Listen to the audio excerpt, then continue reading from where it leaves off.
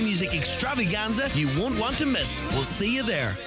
With hectic schedules back in full swing, The Natural Way have everything from stress relief supplements to nutritional aids. The Natural Way at Letterkenny Shopping Centre are sponsors of the Naughty Alarm Clock.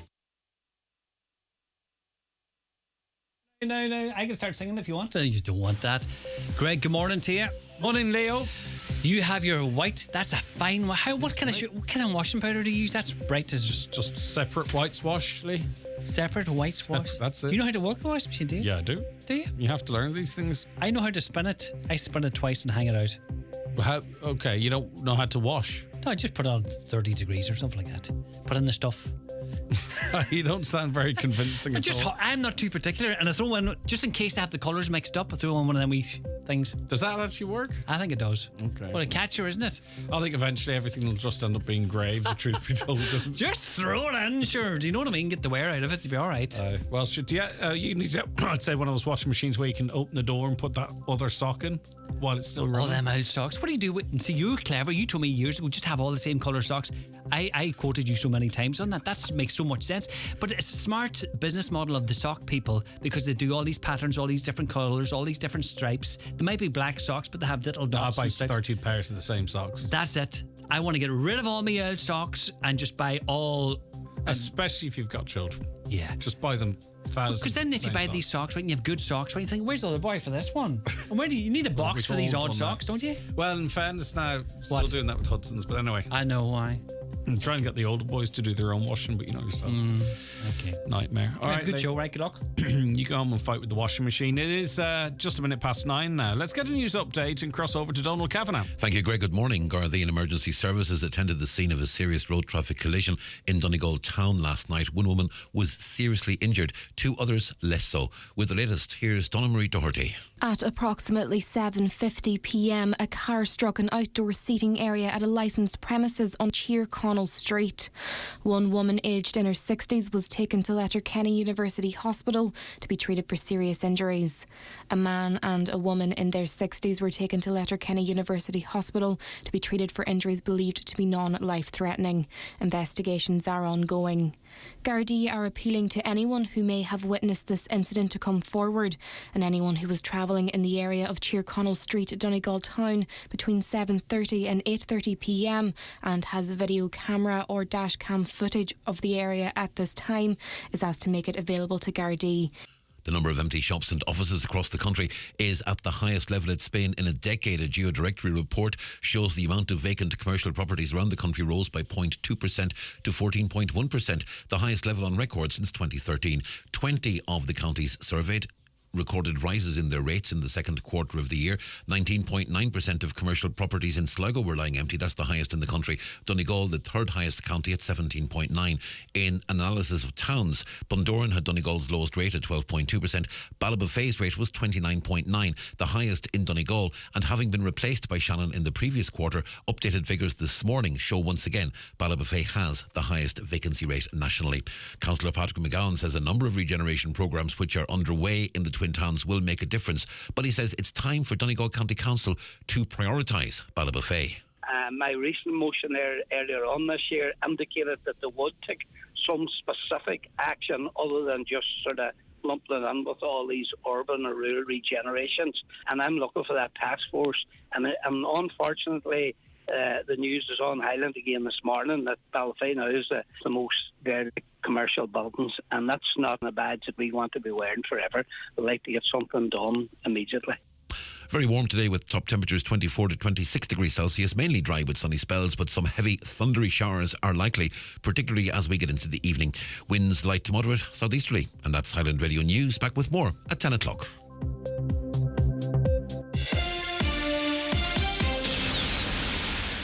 Join Disney Plus with our biggest offer ever for only $1.99 per month for 3 months. Watch this! Blast into the latest blockbusters with Guardians of the Galaxy Volume 3. The galaxy still needs its guardians. Pixar's Elemental. Elements don't mix. And exclusive series like Welcome to Wrexham. It's just like nothing else. For a limited time only, $1.99 per month for 3 months. Think you know Disney Plus? Think again.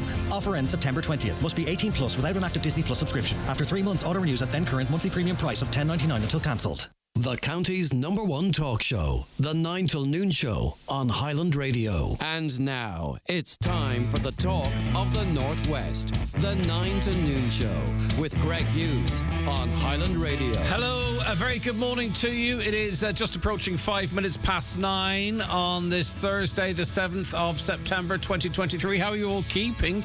Just as Donald was broadcasting the news there, maybe some good news for a few of you out there, because Electric Ireland, I think they're the biggest electricity supplier in the country, they have announced a 10% cut in residential electricity units rates. As I say, they released it just at a minute past 9 there. That would equate to an average saving of €212.06 per annum. There's a 12% cut in gas prices as well, although I don't think gas is broadly used here. That would equate to a €216.67 saving per year. But anyway, €212 coming off your average bill if you are an Electric Ireland customer. They have just announced. You're welcome along to the show. The lines are open for you. WhatsApps and text to 086 60 25,000, or you can give us a call on 074 91 25,000. And emails come into us at comments@highlandradio.com. It's me, Greg Hughes, and the team of Donna Marie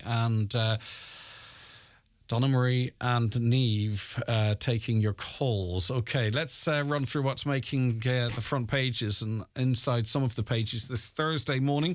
We'll start with the Tyrconnell Tribune. John McAteer writes that as concerns grow that numbers of serving personnel in the Irish Coast Guard helicopter service face the prospect of an interview process that will not guarantee their positions when the current contract ends. Deputy Padraig McLaughlin said, "This is an issue that must urgently be addressed because it's one of the most vital emergency services in the country."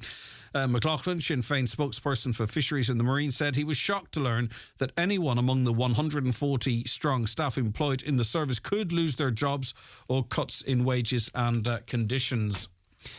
The Donegal News has the story of a Letterkenny family who've been left devastated after a fire caused almost €20,000 worth of damage to their business at the weekend.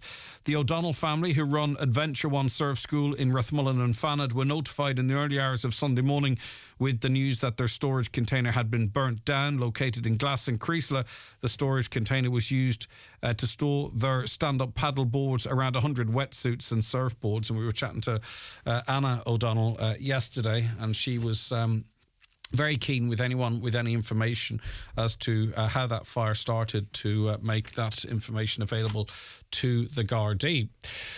Right now, let's go to the Donegal Democrat, and an inquest into Jasmine McMonagall's death is the information here. The headline, sorry. An inquest into the death of mother of two, Jasmine McMonagall, has been scheduled for Friday. The 28-year-old hairdresser was found dead at her home at Forest Park, Killygordon, in the early hours of January 4th, 2019. Donegal coroner Dr. Dennis McCauley has listed the inquest for the upcoming coroner's court in Donegal Town. In May, Richard Burke, Miss McMonagall's on and off partner, was jailed for 14 years for her killing. In March, a jury at the Central Criminal Courts returned a verdict of not guilty of murder but guilty of manslaughter by reason of diminished responsibility. Miss McMonagall was found in a pool of blood in the kitchen of her home following a 3-hour standoff between Burke and Gardaí. And it just must be so incredibly difficult for families affected by these tragedies and the various stages they have to go through. And hopefully now, once this inquest is concluded, and if it's a satisfactory outcome for the family, they can begin to move forward.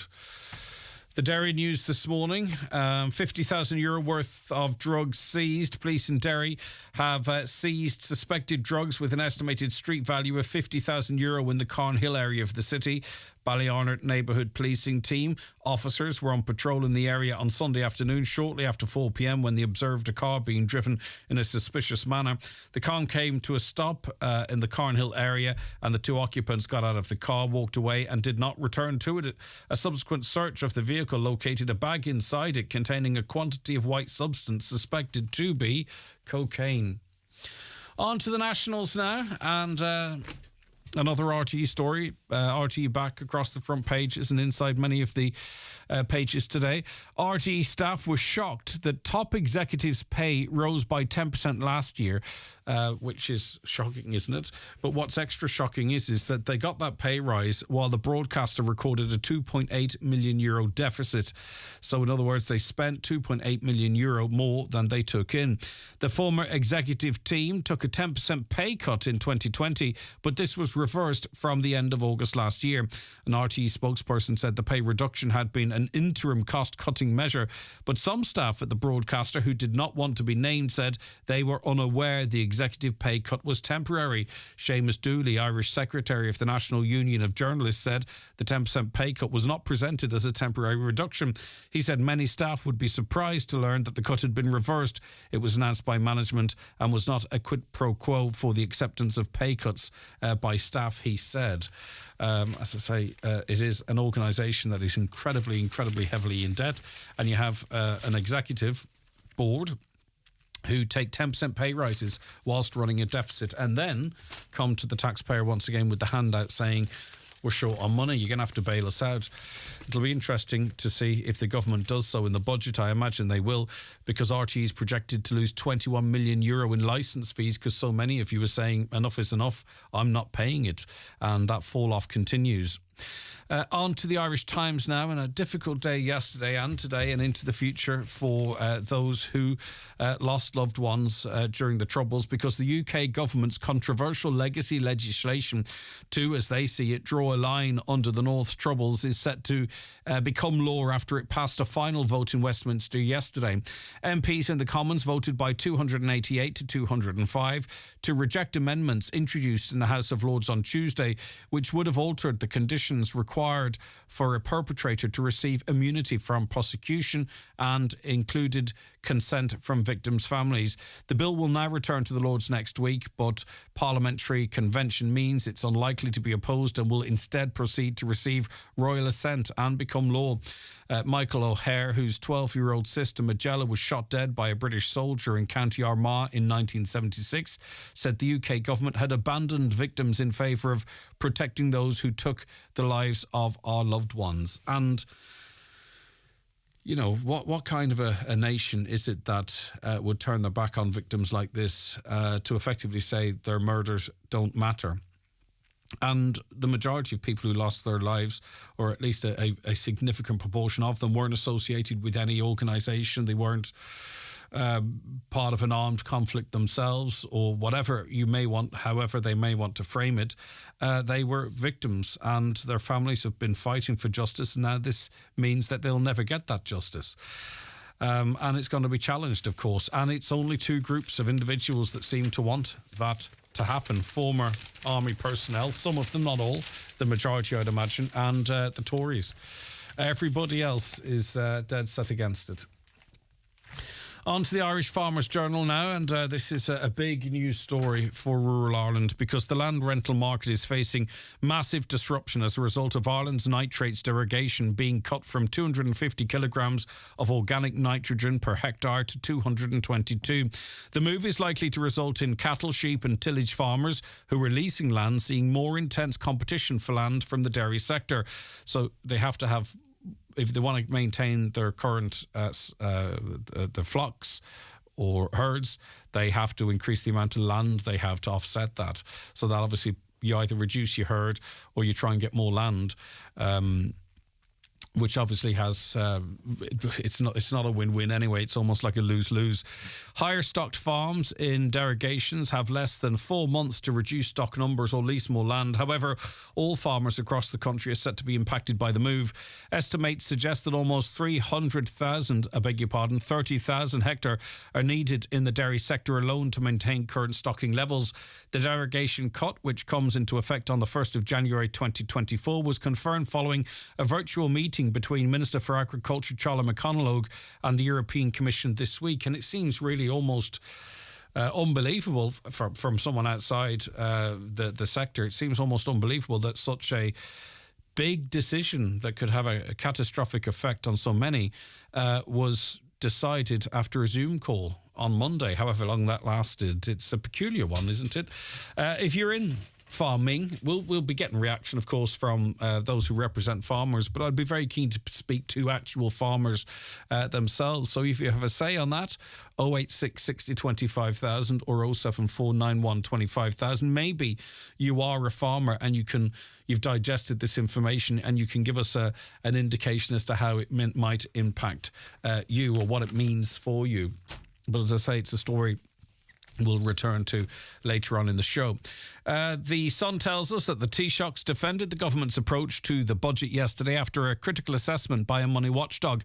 The Irish Fiscal Advisory Council warned ministers not to repeat past mistakes, as it argued a large budgetary package is not needed this year.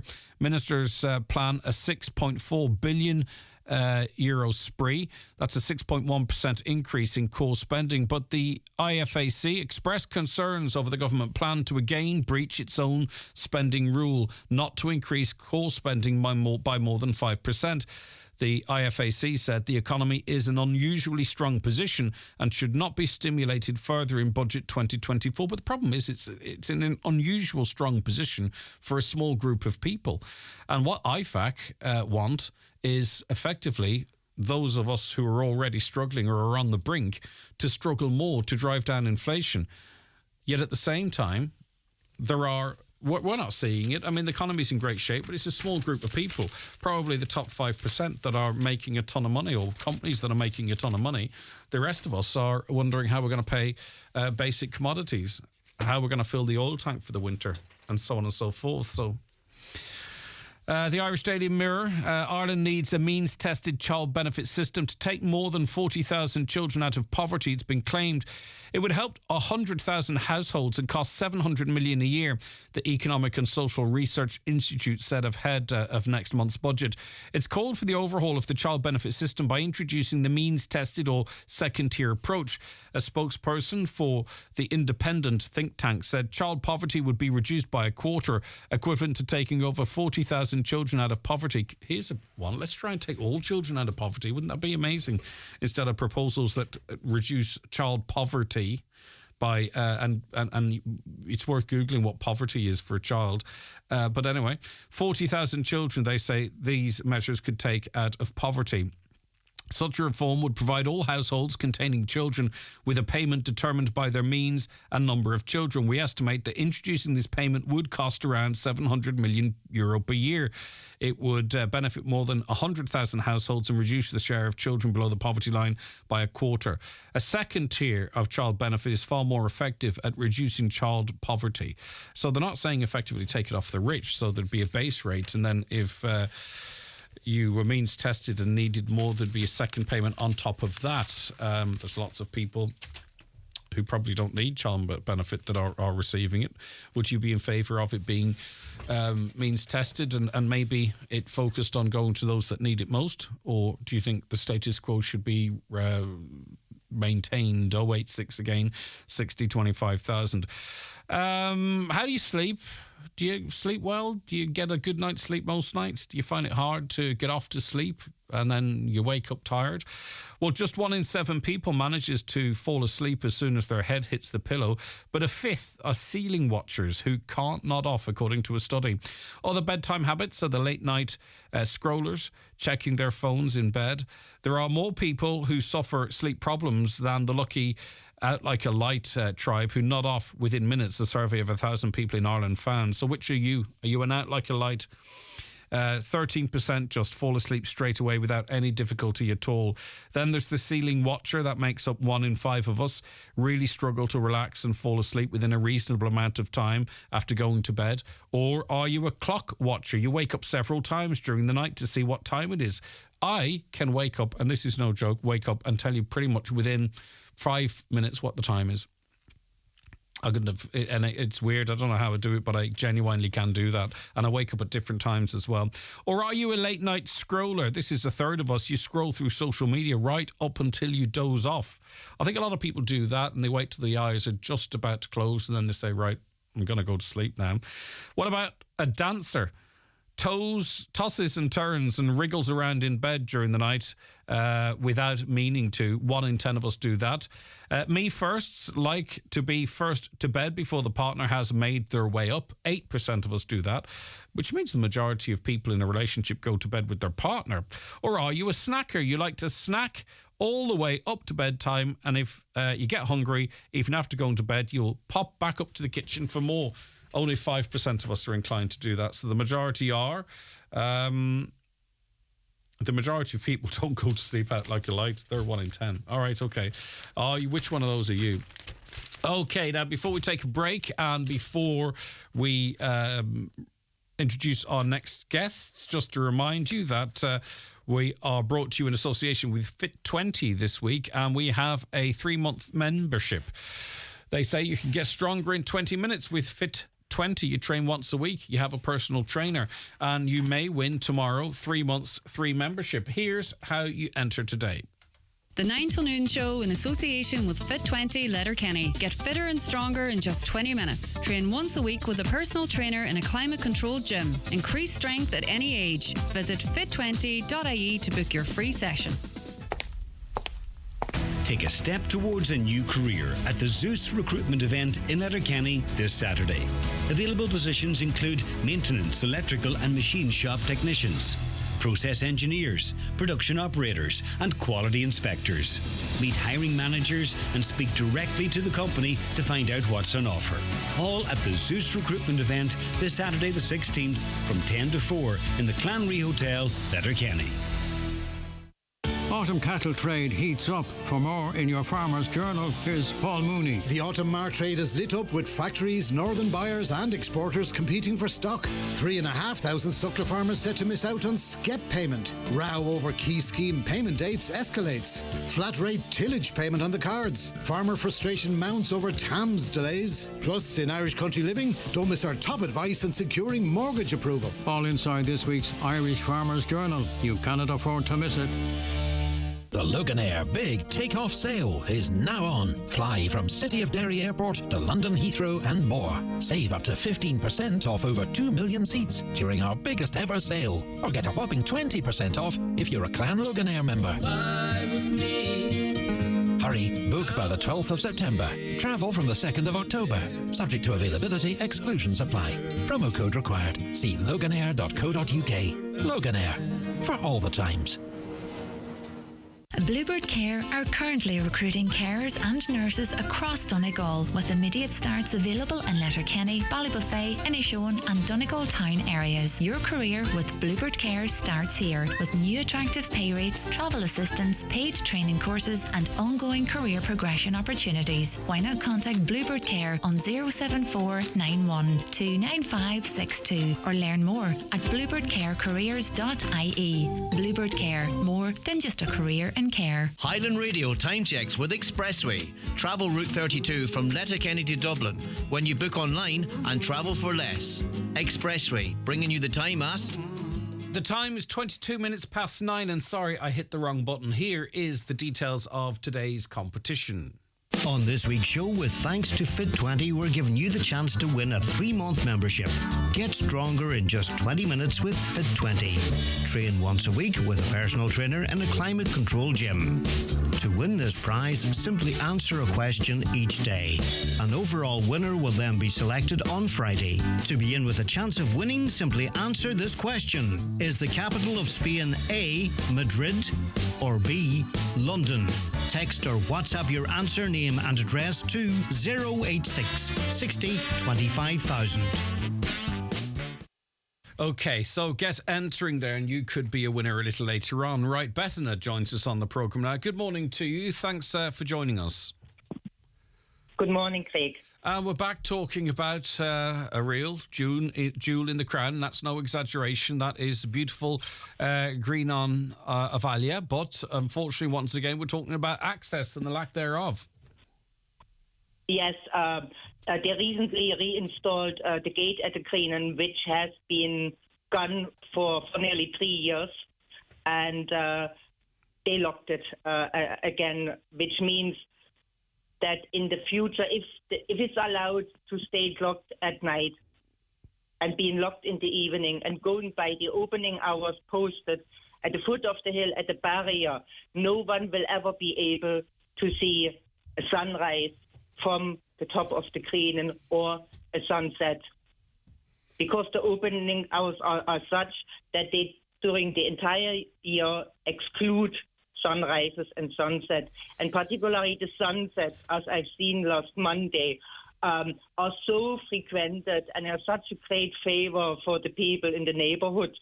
I was last June on the hills to the east of the Green to photograph the sun setting inside the Green. And as I got home and looked at my photo, I could see all those little, what I call pinheads at the monument. And I've never seen that many people visiting the monument at sunset before like this. They were standing shoulder to shoulder. There was not a gap between them. And I was absolutely amazed and delighted to see that. The Green is such a much loved and much cherished and much frequented monument. People go there all times, in the morning, during the day, in the evening, even at night. Stargazers go there. The Milky Way, in the Milky Way season, basically runs across the monument. And there are photos online. One of the photos is by my friend Adam Porter, where the Milky Way is actually coming straight out of the Green. And you have those most beautiful sunrises. Now the upcoming equinox alignment will actually see people from all over the world coming to see this alignment. And I'm absolutely taken aside by Friday that they come. And the gate will be closed. And well, Bettina, on the news this morning, and sometimes we have to put ourselves in the mind of tourists and decision makers. So on the news this morning, we're hearing from a local councillor who's saying that Inishowen is struggling because of a lack of tourists, that it wasn't a brilliant summer, and they're going to struggle heading into the winter. Okay, now I'm a tourist and I'm coming to Donegal, and on a list of things I might want to do is go to An Green of Alia. And I've seen the pictures of the sunsets and the beautiful things that you talk of. And I'll go, right, okay, so what we'll do is we'll go there at such and such a time and we'll get the sunrise or the sunset.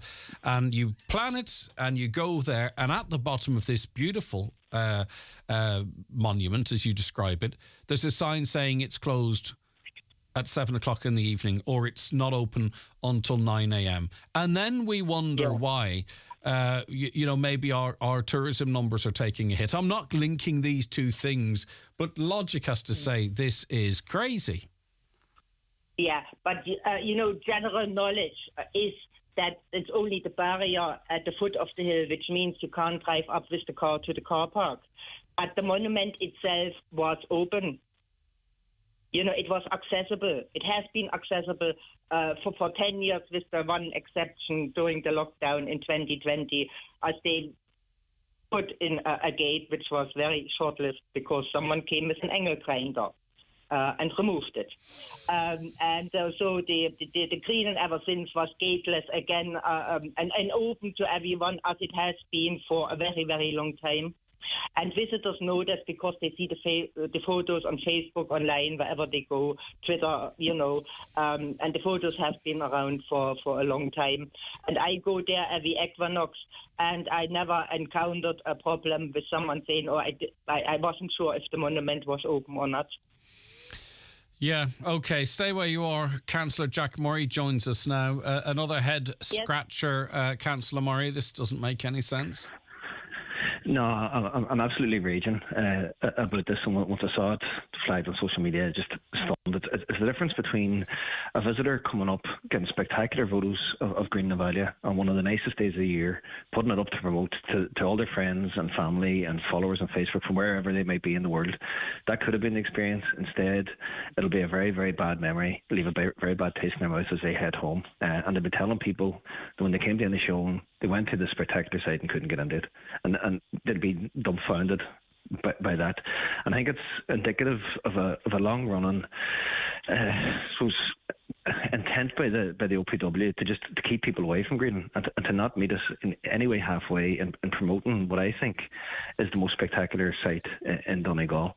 It's now 6 years since we met with the OPW. We've been requesting meetings at almost every meeting of the Inishowen Municipal District to meet us and discuss the potential of Greenland. Issues like this here that we could have raised the concerns of the community about this, but they've resisted it for 6 years now.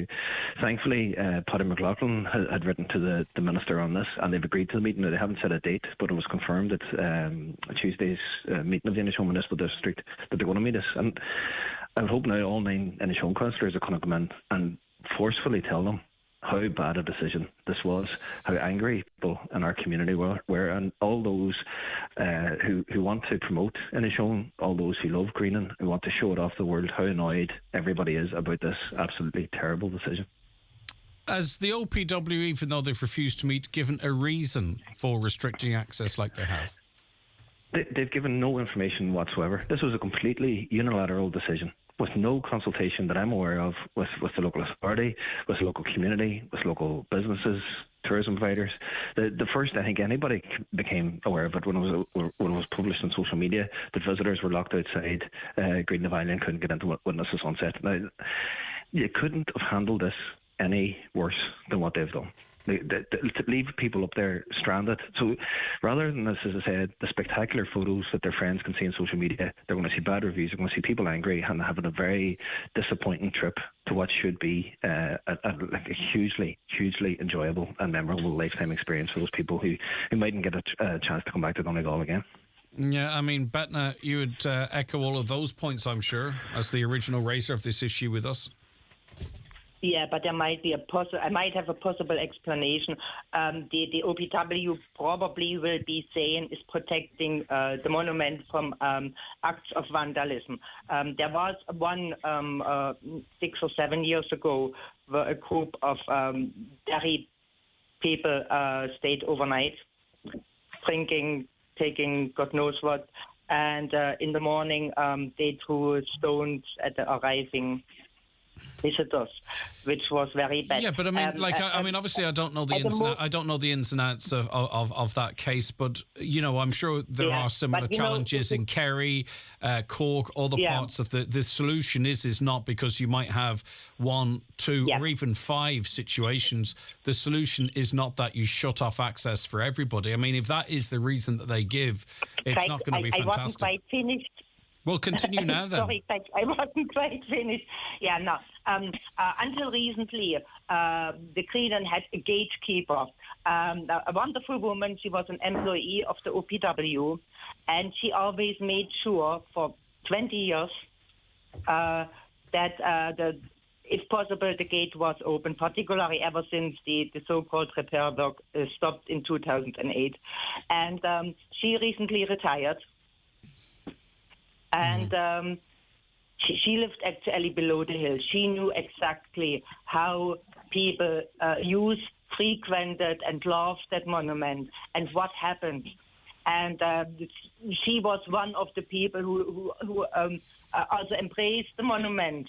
And she is now gone, and the OPW has not chosen to employ someone from their own organization. Instead, they have hired a private company. This is very new. That never had happened before. And of course, their excuse is the danger of vandalism, and maybe this new company, private company, takes it a touch too serious, maybe under instruction of the OPW. I do not know. But the thing is that with the exception of this one incident 6 or 7 years ago, and particularly the last 3 years, where the Greenland had no gate, none whatsoever, there was not a single incident of vandalism at the Greenland at all. It's been actually more visitors, as I said before, particularly for the sunsets. And in my opinion, the argument the OPW might make with the danger of vandalism is flawed, because in my experience, a very well-visited monument is less in danger of being vandalized because there are people there in the evening, at night and in the morning. Yeah, it's a decent point. And therefore, it won't be targeted. If the Greenland is left in the dark for the entire night, and I tried at my age, and I'm able to climb nearly into the monument, even with the gate closed. I have seen young people climbing in over the wall. So, they still can get in the monument and vandalize it if they so wish. The danger is if the monument is left alone and unvisited, this increases so many times more than if the monument is left open and people can come and go. Okay, what do you see as the solution, Councillor Murray? I agree with everything that's been said there, but and everybody wants to protect Green Valley. Nobody in the local community who wants to promote it wants to see it in any way damaged or vandalised and needs to protect from that. But to just shut it off from people coming up to take photos of sunset is not the way to go. I would have been on your show over the last number of years saying we should have a secure or a tour guide up there, which would enhance the visitor experience for others, but it would also have a full-time member of staff there to keep an eye on it. The OPW haven't even countenanced that. If they undertake that means really effectively 2 or 3 staff, because with holidays and all that kind of stuff, it's not just one person's wage and try and recoup that. You know what I'm saying? I'm not saying what you're saying is wrong, but of course, they come back and say, well, it's actually 3 people that's needed. Yeah, and so be it. Look, if that's necessary, Greenland is not the only ancient site in Ireland, but it's one of the few that I know that just shut it down, try and keep people away. Others, they embrace the potential of the site and they invest in it, and so be it. If it's 3 members of staff, so be it. There's sites, and we talk, they don't want huge crowds because it could be damaged, but when people visit, it can be maintained if we do it right, and if we want to simultaneously maintain it, protect it, and promote it, it can be done. I was in Sicily about 3 years ago, and I was at a concert in the ancient Greek theatre there, a ruined theatre, and they had a concert there because they showed it off to the world, they protected it, and it was a spectacular experience. So if they can do something like that, now I'm not saying Greenland should do something like that, but we can welcome visitors up to take photos at night. Look, we're not looking at anything huge, we're not looking at thousands of people there, but we just don't want it shut off entirely, which is really what the OPW have done. They haven't engaged, they haven't helped in the journey to promote it as a tourism entity at all. They've just decided turn people away, keep people away, and hopefully nobody will ever come near Greenland, and that'll protect it. And I think that's completely the wrong way to go about it, and it's going against all the wishes of the local community, the local businesses, everybody in the area who are outraged this morning that this has happened. I mean, there has to be a way to source people locally that could take this responsibility. I mean, it has to happen elsewhere. It can't be beyond us. Betna, we never know too. We won't know how many people end up being disappointed until we see the reviews on social media or wherever. But you did come across people when you were up there who were disappointed. What was that like? You could see the frustration and the disappointment on their faces. They were nearly heartbroken. As I was there on Monday evening, there was one young couple. They came up with a picnic basket and a blanket, and it looked like they were going to celebrate something. Well, maybe he had a ring. Maybe he had a ring in his pocket.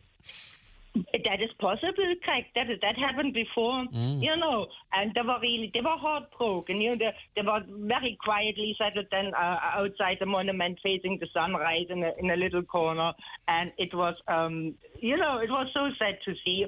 And then more people came up, and they couldn't believe, they saw the closed gate. It took a moment to sink in that the gate was actually closed and they couldn't get in. And it was only very fortunate that the man from the private company came back for a biker who was left on the hill with his bike, and then I basically begged him if he could open the gate, and he did, and the relief, you nearly could feel the relief, and for the entire evening, people kept streaming in. I left 9:15. The sun had long set, and people still came up the hill, And I have a couple of photos with people sitting there. There was a biker beside me.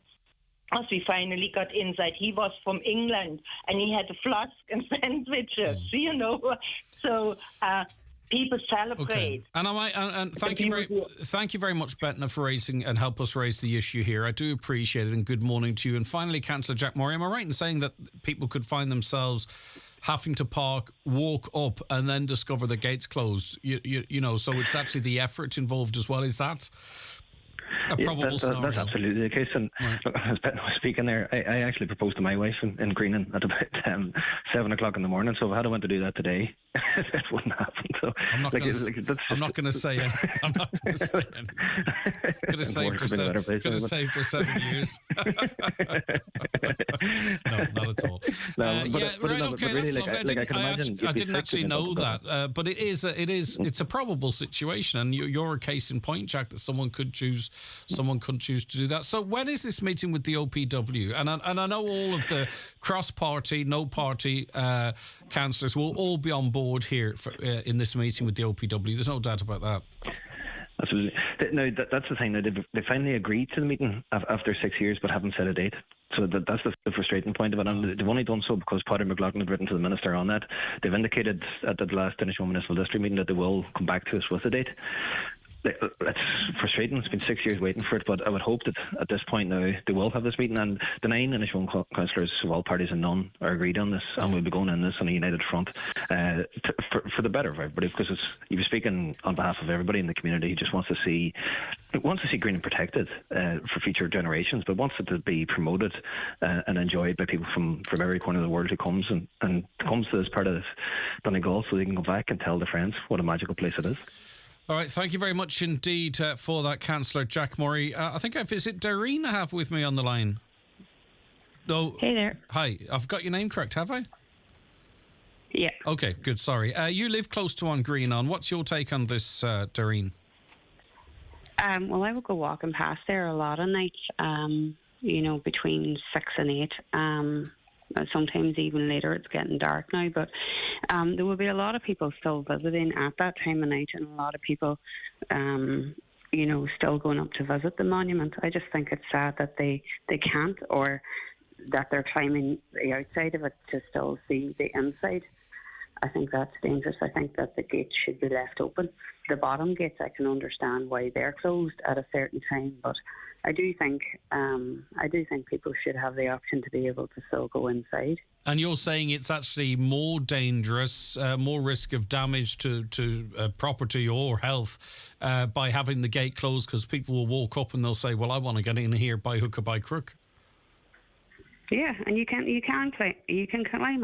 climb up the outside of the monument to get into the inside, even if the gate is locked or not. So it's probably more dangerous to lock the gate than to leave it open. I can understand the bottom gate being locked, but I can't understand the inside gate being locked. I think you have more chance of vandalism by doing that. Okay. All right. And all through COVID, there was no gates, and there was no vandalism. So I don't know where their argument is now to just go ahead and put a gate up. The problem is we can't get a comment from them. The councillors can't get a meeting of them. They seem to be a law into themselves on this issue. But thanks so much, Doreen, for your local insight, and I really do appreciate it. And have a lovely day. Thanks to Jack and Doreen and Betna there. Back with more after the break. Watch the show live now on YouTube, Facebook, and at highlandradio.com. The 9 till noon show in association with Fit20 Letterkenny. Get fitter and stronger in just 20 minutes. Train once a week with a personal trainer in a climate-controlled gym. Increase strength at any age. Visit fit20.ie to book your free session. Enter the Virgin Media Playhouse and unleash our best offers. It's time to play with our €100 gift voucher to spend your way when you choose full fibre 500 meg broadband for just €39 a month for 12 months and no activation fee. So switch today at virginmedia.ie. Virgin Media. It's playtime. T's and C's apply. See virginmedia.ie. Subject to location and availability. New customers only. 12-month contract. 500 meg broadband. €70 thereafter. Ends October 11th, 2023. There's always a feeling of anticipation when you sit into a new car. That excitement. You admire its smooth lines, its class-leading technology, its spacious interior. You find yourself sitting comfortably in its sculpted seat. You can sense this one is different. It's electric, charged with attitude, pumped with energy. You've made the right choice. The Opel Mokka Electric. Test drive it today at Heron Auto Opel. See heronopel.ie for details. New this week at Home Store and More. All bar stools and chairs are all half price. But better hurry, because when all the half price bar stools and chairs are gone, they're gone.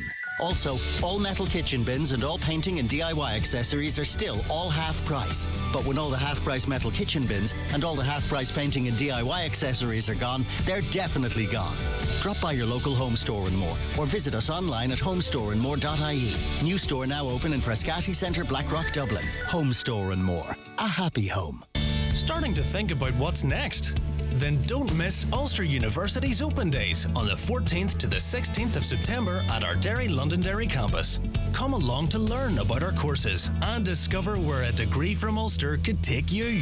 Discover why Ulster University is ranked number 1 in the UK for job prospects by student crowd. Register now at ulster.ac.uk/open days.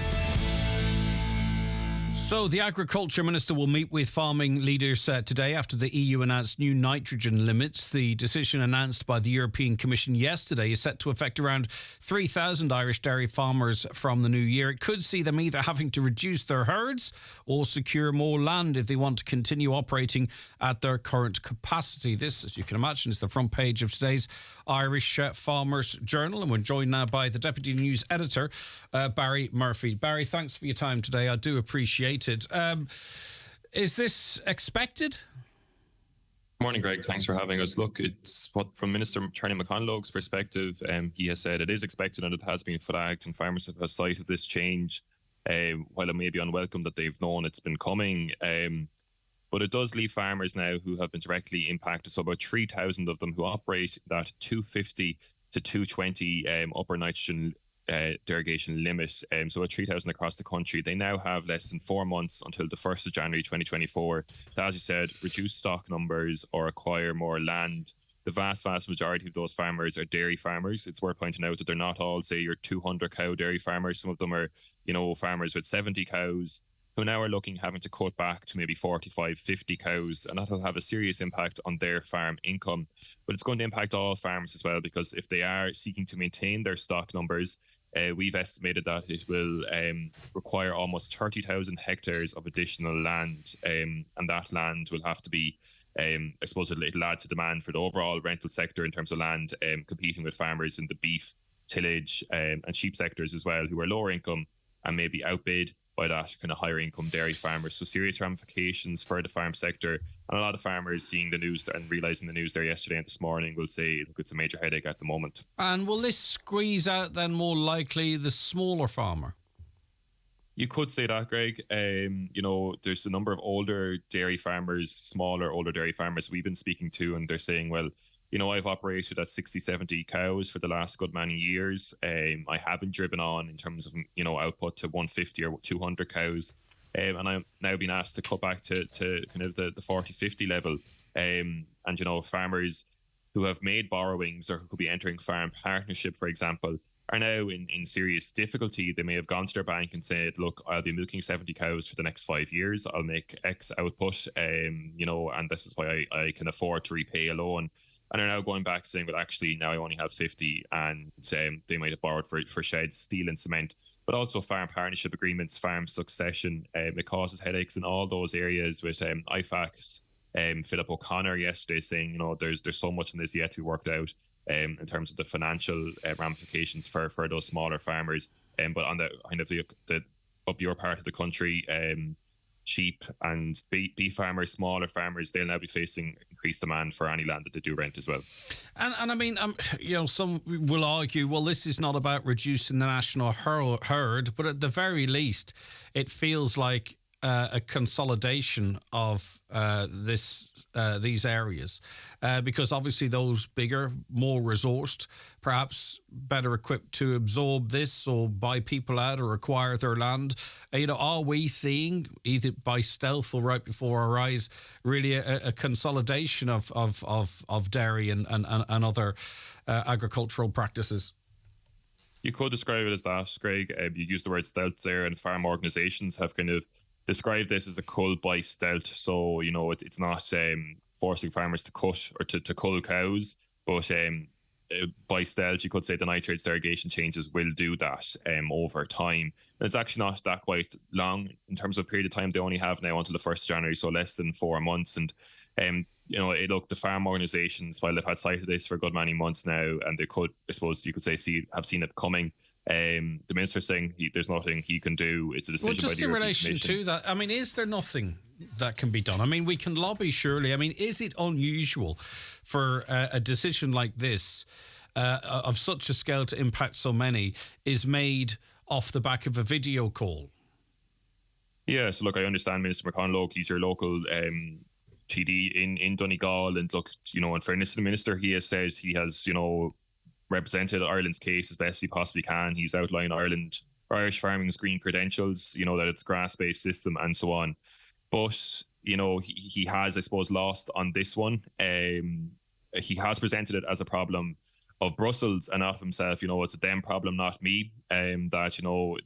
He's highlighted that the derogation in general. So the next notch on it, Greg, goes from the 220 to the 170 units of organic nitrogen, and it's all to do with the level of stock you have on your land per hectare. And he's saying that now is the task at hand, to maintain it at that level. And he's highlighted that Ireland is only one of 3 countries that operates with a derogation at all. So, when other EU member states are looking at us, they're saying, well, why are Irish farmers allowed to operate at higher stocking levels? So look, I saw an interesting comparison that was made yesterday. It's like looking at, say, the Audi and the car producers of Germany, for example, and saying you've been operating at a certain level for the last many years, and now we're going to make you cut back. Ireland's the dairy industry in particular is Ireland's. But that's our derogation. But I presume there's derogations in different areas. I mean, this is our, one of our key areas. So whilst our derogation might be in agriculture, another could be in car production, or it could be in fruit production, or whatever it might be. I don't know the ins and outs of it. But I mean, just because we're one of 3, when we see the hit we're taking in fishing as well and other areas, I still think most people will feel that we're entitled to it.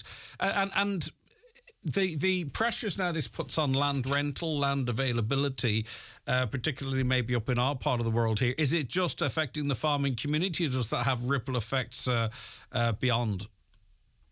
I'd say for the most part affecting the farming community. It'll be increased demand for agricultural land, Greg. But I suppose you could imagine there being ripple effects, in terms of site prices. If rental land is able to acquire a certain level, and a farmer who's saying, maybe I'm not going to farm it, I'll rent it out because I'll get, a nice amount for it. He or she is therefore maybe not going to sell as many sites off it or that kind of thing. So increased demand for the land market in general, I can see, having some ramifications for the general public as well, or anyone else looking to acquire land. But for the most part, it'll be hitting farmers, and it'll be hitting them quite quickly, as I said. Just over the next 4 months, the farm organisations are protesting this morning.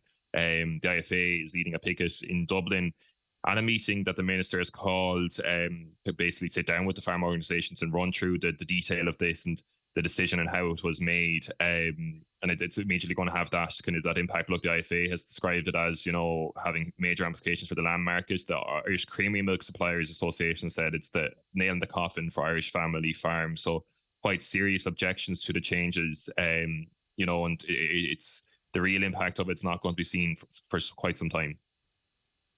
There would have been no point travelling to Brussels to try and get a face-to-face meeting, would there not? And perhaps even maybe those in the farming community might have said, all right, okay, well, what's done is done. But do you think the fact that it seems that the final throw of the dice was over a Zoom or Meets or whatever type of call it might be is going to further anger farmers, or is that irrelevant really in the wider scale of things? I think the minister might say it is irrelevant, but I think for farmers it is relevant. They would have liked him to make sure that he was there in person, maybe to fight it till the last hurrah. Kind of, I saw Colin Markey, MEP, was out yesterday criticising the minister for conducting that meeting over Zoom or online. Look, I imagine the minister has lots of engagements, but probably disappointing from farmers' perspective that he didn't get out there and kind of really meet in person with the Environment Commissioner. The minister would say, though, that this has been coming. It goes right back to you reported on it as well, Greg. I think I might have spoken to you on it. A report was submitted from the Department of Agriculture to the Commission, including water quality data that had been gathered by the Environmental Protection Agency. And that produced this thing called the water quality map, or this red map that included large swathes of Ireland that will now fall under the derogation change. There were some blocks left out down in the southeast and parts of Cork and up kind of your part of the country as well. And those lands now, we don't know when, but they will also be pulled in under this as well. And once that water quality data is gathered, so it's only going to get worse rather than better, I think, for the moment. Look, it's going to impact mostly farmers in the southeast and down kind of Cork, Tipperary, Limerick, kind of the larger dairy parts of the country. But nonetheless, there are farmers who will be impacted up in Donegal and Cavan as well. Yeah, and I suppose to some extent the IFA may roll over on this, and those are my words, not yours, and really focus on the window. You could say that they'd last for more time. They asked the Taoiseach to intervene, for example, yesterday as well. The Irish Farmers Association did, and Taoiseach Leo Varadkar, look, it's maybe an easy thing for him to say as well, but look, we are where we are. It's gone from 250 to 220, the task at hand, and over to Minister McConalogue for this one. He said is to stick with that 220 now and maintain it. So the minister, it's a difficult task to maintain the derogation. And he's continuously outlined that Ireland's just one of three. But nonetheless, farmers maybe aren't going to lap that up just as he might like. They're seeing it as a failure on his behalf, a quite heavy criticism from farm organisations yesterday and this morning in relation to the minister's performance on the matter. Okay, Barry Murphy, Deputy News Editor of the Farmers Journal, which is out today. Thank you very much indeed for your time. Back after the news and obituary notices. The 9 till noon show in association with Fit20 Letterkenny. Get fitter and stronger in just 20 minutes. Train once a week with a personal trainer in a climate-controlled gym. Increase strength at any age. Visit fit20.ie to book your free session. Hi, Nathan Carter here, and I'm delighted to say I've just had 2 installations from Cherrymore Kitchens and Bedrooms, and I have to say their attention to detail is second to none. With their sleek design and craftsmanship, your dream kitchen is just a visit away. So why not head over to Cherrymore Kitchens and Bedrooms and let the magic begin. Cherrymore Kitchens and Bedrooms, Donegal Town. More kitchens your way since 1996. Visit cherrymore.ie or call 9725822 to book your free design appointment. These days, we're all looking for healthy, tasty family meals and lots of variety. The good news is that our fishermen continue to bring us the best of the catch, like fresh Irish hake and haddock. There are so many ways to enjoy them. Try delicious Thai curry with hake or mouth-watering Cajun seasoned haddock. For lots of tasty recipes and different meal ideas, visit boardbeer.ie and look out for Irish hake and haddock next time you're shopping. Fresh ideas, great meals. At Allstate, we provide flexible working options that make work for you. You can choose condensed working or a flexible start or finish time. Choose to work from home or the office whenever you want. Don't miss out on the moments that matter to you. Make work for you. Search Allstate NI Careers today. Fancy a game of bingo? Play at Strand Bingo, Strand Road, open 7 days a week. Free bus every Tuesday from Letterkenny, stopping at Manor Cunningham, Newton Cunningham and Killay. Contact Marley Coaches for more information. Play Tuesdays from just £5 for 6 chances to win £300 with free food available. Check out boiledbingoclub.com or download our app for more info.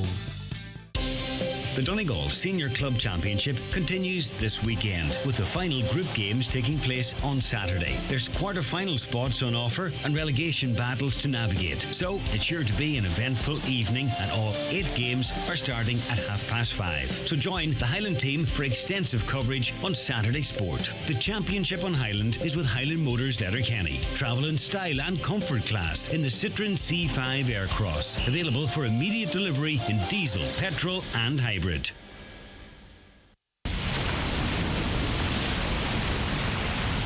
Looking for the best daycation ever?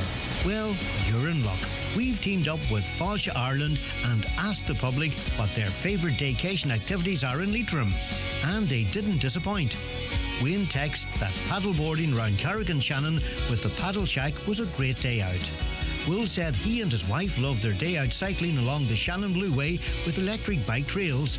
They would highly recommend for a peaceful day out. And Tim said his kids loved their day exploring Parks Castle on the shores of Lough Gill. Cleona said her day out at Lough Allen Adventure to learn the Wim Hof method has changed her life, while Will said taking the day boat with Moon River Cruises was the best crack he had in years. Plan your best daycation ever at discoverireland.ie and experience the feeling of a holiday all in one day. Big news! The Centra Big Brand Sale is now on, with big savings on the big brand names you love, like half price on selected Kellogg's and Nestle cereals, 3 for €5 on selected soft drinks, chocolate and O'Donnell Sharing Crisps. And until Sunday, Torres Venusol only €9. So shop smart, feel good. Centra. Live every day. Enjoy alcohol sensibly. We're sorry to inform you of yet another delay. No, not the train this time, it's John. He's delayed getting his eyes tested. If he's accidentally sat in your lap, knocked over your suitcase or kissed you instead of his wife, we can only apologise. John has now been informed that eye tests and glasses from the €69 range at Specsavers are free with PRSI or medical card. So there's no need to delay booking an appointment. Find out more at specsavers.ie. John, can you get off my lap? Sometimes what you want and what you can get are two very different things. But not this time. The MG electric range is here and available to drive away today. With up to €2,500 off our fully electric range, go MG in 23. Test drive at Connolly's MG, Collooney, Sligo, and recharge your soul. Offer available until October 14th. Terms and conditions apply. See mg.ie for details. The 9 till noon show in association with Fit20 Letterkenny. Get fitter and stronger in just 20 minutes. Train once a week with a personal trainer in a climate-controlled gym. Increase strength at any age. Visit fit20.ie to book your free session.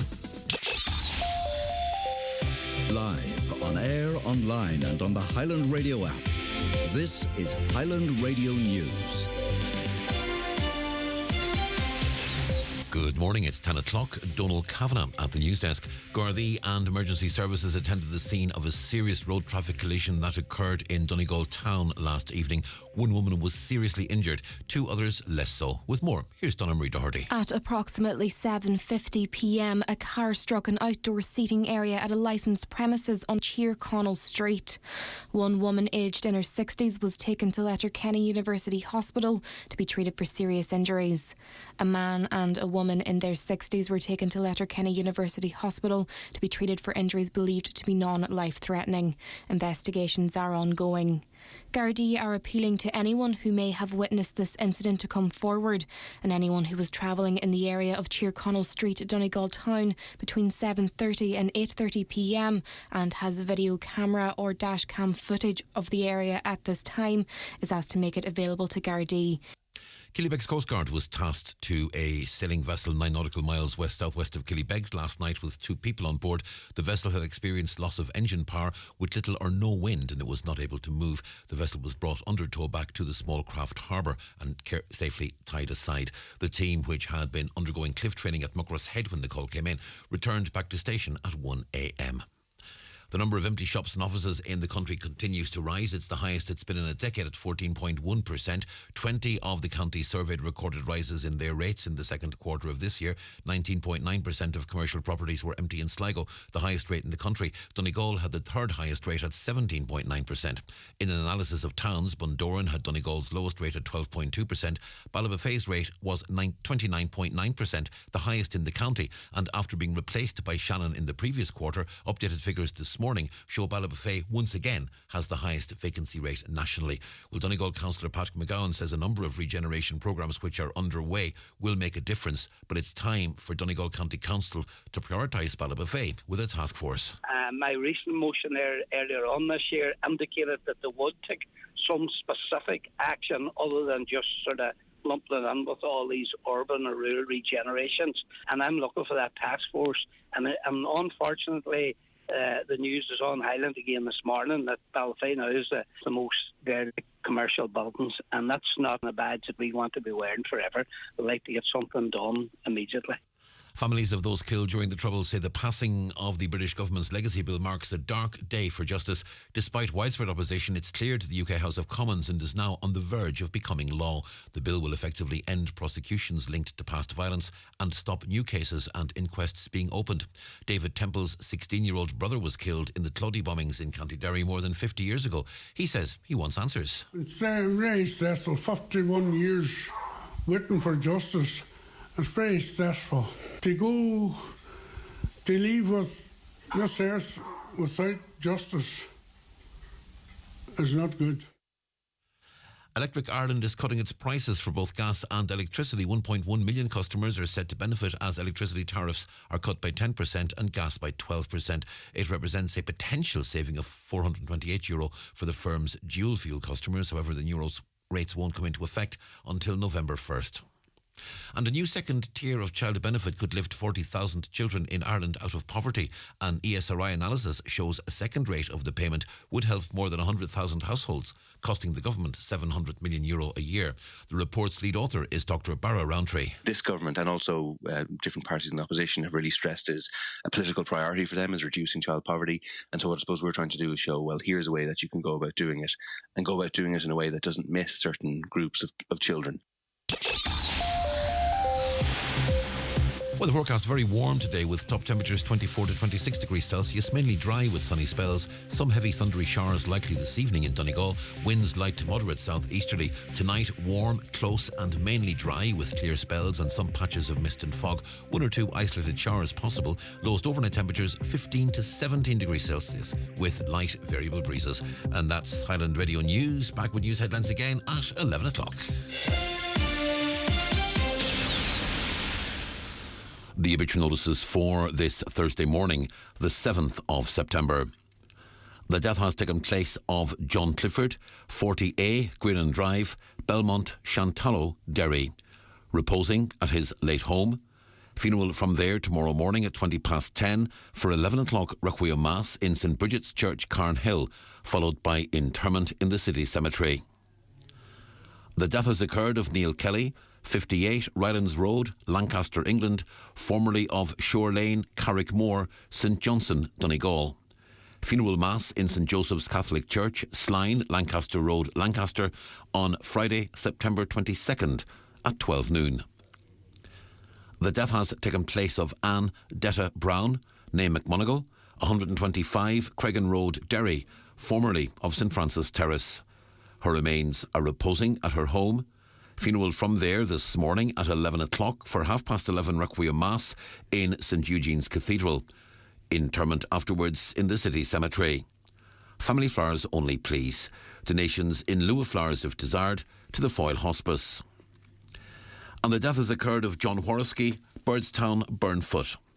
Funeral from his home this morning at 10:15, going to St Angus's Church, Burt, for Requiem Mass at 11 o'clock, followed by interment in Burt Cemetery. Family time, please, before the funeral. Family flowers only, please. Donations to the Donegal Hospice, care of any family member or Murphy Funeral Directors. For more details, including any family health guidelines for wakes and funerals, please go to highlandradio.com.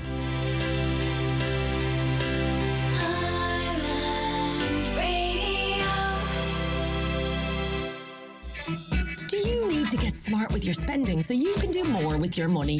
Sounds like a lot of work. Not with OnPost Money Manager, the smart budgeting app that does the work for you. Securely link all your current accounts and credit cards and see all your spending in one place. What if I'm running low on cash? You'll get a heads up with spending and budget alerts. Sounds expensive. Not at all. It's free to use whoever you bank with. Say no more. I'm going to download the app now. Do more with your money, no matter who you bank with. Search OnPost Money Manager. Money Manager is provided by OnPost in conjunction with Tink. Tink is a payment institution authorised by the Swedish Financial Supervisory Authority to provide account information services. The county's #1 talk show, The 9 till Noon Show on Highland Radio. You're very welcome back to the 9 till Noon Show. Good morning. If you are just after joining us, it's very good to have you on board one way or another. We had an interesting conversation in the first hour of the show discussing restricted access once again to Greenan of Alia, and also to reaction from the farming community in relation to these new nitrate reductions, which is going to have an impact on a lot of farmers around the place. How many farmers are affected with the nitrates are under 80 cow herds? I suspect that the vast majority are large farms that will be affected, but they could potentially be affected in different ways, in that they could have borrowings, which it's more difficult for them to absorb, or they may sell their land, who's to say. If farmers put up with this, what happens? It's their own fault, but they can always remember the Agriculture Minister put a good argument forward to the EU, but as usual it fell on deaf ears. Farmers need someone with a voice, someone with some courage, all of which Charlie is lacking. Get him out for good at the next election. Minister Charlie McConalogue, when he did speak to this show, was very clear to say that he is out there fighting hard for farmers and getting the best possible deals, but we are part of a union, and within that there are challenges and gives and takes. I'm sure that's the argument that he may make. Greg, many national monuments around the country will have a set time for opening and closing. Of course they will, but I can guarantee you, if you go to, and I keep mentioning Kerry because of the way what it gets, I guarantee there's no national monument of the scale of An Grianán of Alia that's closed when it's closed. The councillors only talk about this when someone brings it up. Why have they not solved this years ago? There's no point in bolting the door when the horse is gone. Again, in fairness to the councillors, they have been trying to get a meeting with the OPW for a very long time. Greg, give the job of closing the barrier to a local in Burt. Times then can be changed.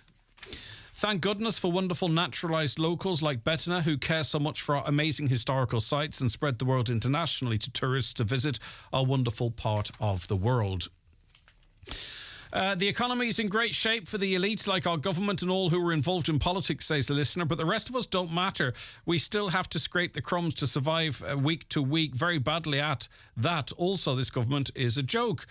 Oh my God, between myself and my partner, we cover every type of sleeper except people who sleep all night and wake up refreshed. Okay. Greg, to those who are promoting culling innocent farm animals as a means of preventing or reducing climate change, their day is coming. I get you, but I would never be in favour of culling or whatever, but these animals are in existence, or at least in existence in the numbers, purely for the purpose of farming, if you know what I mean. So they've been created for farming. But I take your point. Okay, a reminder before the bingo numbers of how you can win 3 months membership of Fit 20, where they say you can get very fit and improve your fitness just 20 minutes a week. On this week's show, with thanks to Fit 20, we're giving you the chance to win a 3-month membership. Get stronger in just 20 minutes with Fit 20. Train once a week with a personal trainer in a climate-controlled gym. To win this prize, simply answer a question each day. An overall winner will then be selected on Friday. To be in with a chance of winning, simply answer this question. Is the capital of Spain A, Madrid, or B, London? Text or WhatsApp your answer, name and address to 086 60 25,000. It's time for NCBI Bingo on Highland Radio. It's Thursday, the 7th of September. Jackpot Day. You're playing for the jackpot prize of €20,400 on the pink sheet. The reference number is S19. It's game number 36. The jackpot number is 87. This number can come out in any position from the next 10 numbers drawn. And now, here are your daily numbers. 47. 79. 57. 72, 54, 31, 56, 52, 61, and finally 77. Phone your claim to 9104833 before 8 tonight, leaving your name, contact number and the name of the shop where you purchased your book, and we'll call you back the next working day. Get all your NCBI bingo information at highlandradio.com. At Screwfix, you can click and collect over 10,000 trade products in as little as 1 minute. So whether it's a power drill in Portlaoise or guttering in Galway, when you need it yesterday, just click at screwfix.ie and collect at your local store 7 days a week. T's and C's apply. Visit screwfix.ie for full details. Donegal County Council has prepared the Draft County Donegal Development Plan 2024 to 2030, incorporating area plans for Buncrana, Ballybuffet, Stranauler and Bundoran. Public consultation runs from Friday 4th of August to Friday 13th of October 2023, with the draft plan now available for public inspection and comment up until the 13th of October 2023. For more information and to have your say, visit donegaldevplan.ie. The big garden sale is here at your local Homeland Garden Centre. Enjoy 20% of all shrubs and perennial plants, 20% of all ceramic pots, 20% of all garden hand tools, save 50% off all water features and so much more. Pop into your local Homeland Garden Centre with offers available until September the 11th while stocks last. The 9 till noon show in association with Fit20 Letterkenny. Get fitter and stronger in just 20 minutes. Train once a week with a personal trainer in a climate-controlled gym. Increase strength at any age. Visit fit20.ie to book your free session. And you're very welcome back. A listener says, Greg, I know this was addressed before and I always appreciate you for making sure our voices are heard. However, the traffic lights on the Lifford to Ballybuffet Road are still an ongoing issue, which is disappointing for so many of us. The council insists they will work on this, but this has been an issue for months. The lights are forever out of order, causing massive traffic delays. I'm a care worker and constantly stressed about being late or letting my patients down. Well, we shall make a further inquiry in relation to that. OK, continued reaction to this news that emerged for farmers over the last wee while, and we know now that there is a meeting taking place amongst farmers representatives off the back of the announcement this week that new EU nitrogen limits will see cuts to dairy herds.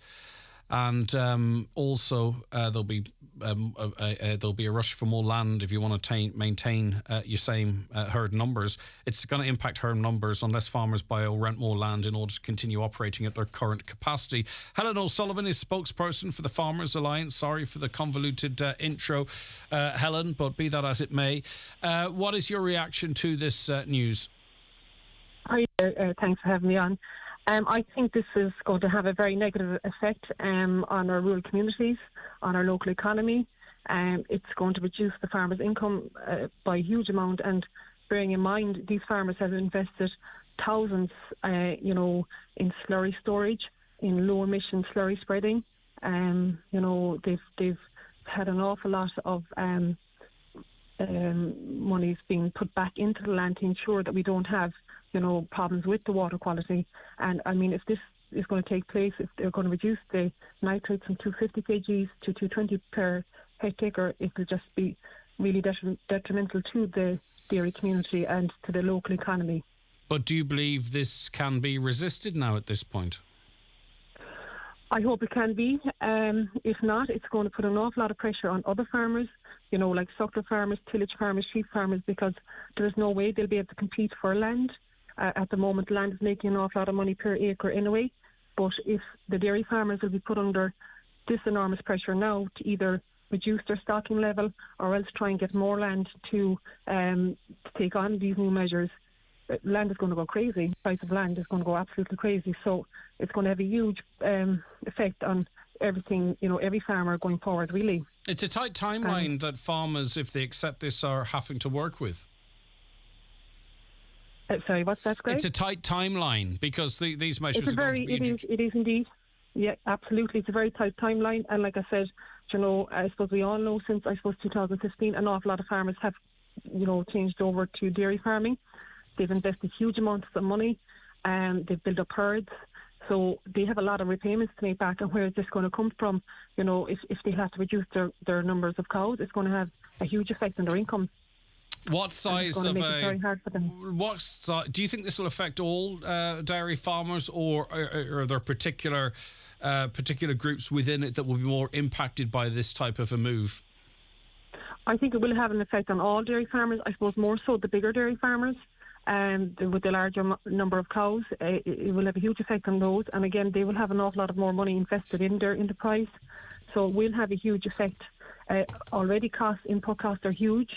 And the price of milk has actually dropped back already. So outside of this, their income has been affected already because of the milk drop. And so it's going to put huge pressure on dairy farmers. It's going to put huge pressure on our local economies, on the rural economy, the rural community. It's really going to have a very negative effect. And I feel that they weren't really given enough time for the process to work with the water quality. We're being blamed a lot, as you know. Us farmers are getting an awful bad name, because of climate change and water quality. And I'm not sure if all the correct information is put out there. I suppose just to give you an idea there, okay, we're not saying that we're not, polluting waters, but we're doing the best we can to rectify it. But there's also, on a daily basis, there's 7.5 million litres of raw sewage entering our watercourses, and there's not a mention about this, and there's nitrogen in this as well. So we don't know how much nitrogen is actually coming from agriculture, or is it coming from the raw sewage? Mm-hmm. Yeah, and there's fines levied against us at a European level for that, but we can still carry on as we were.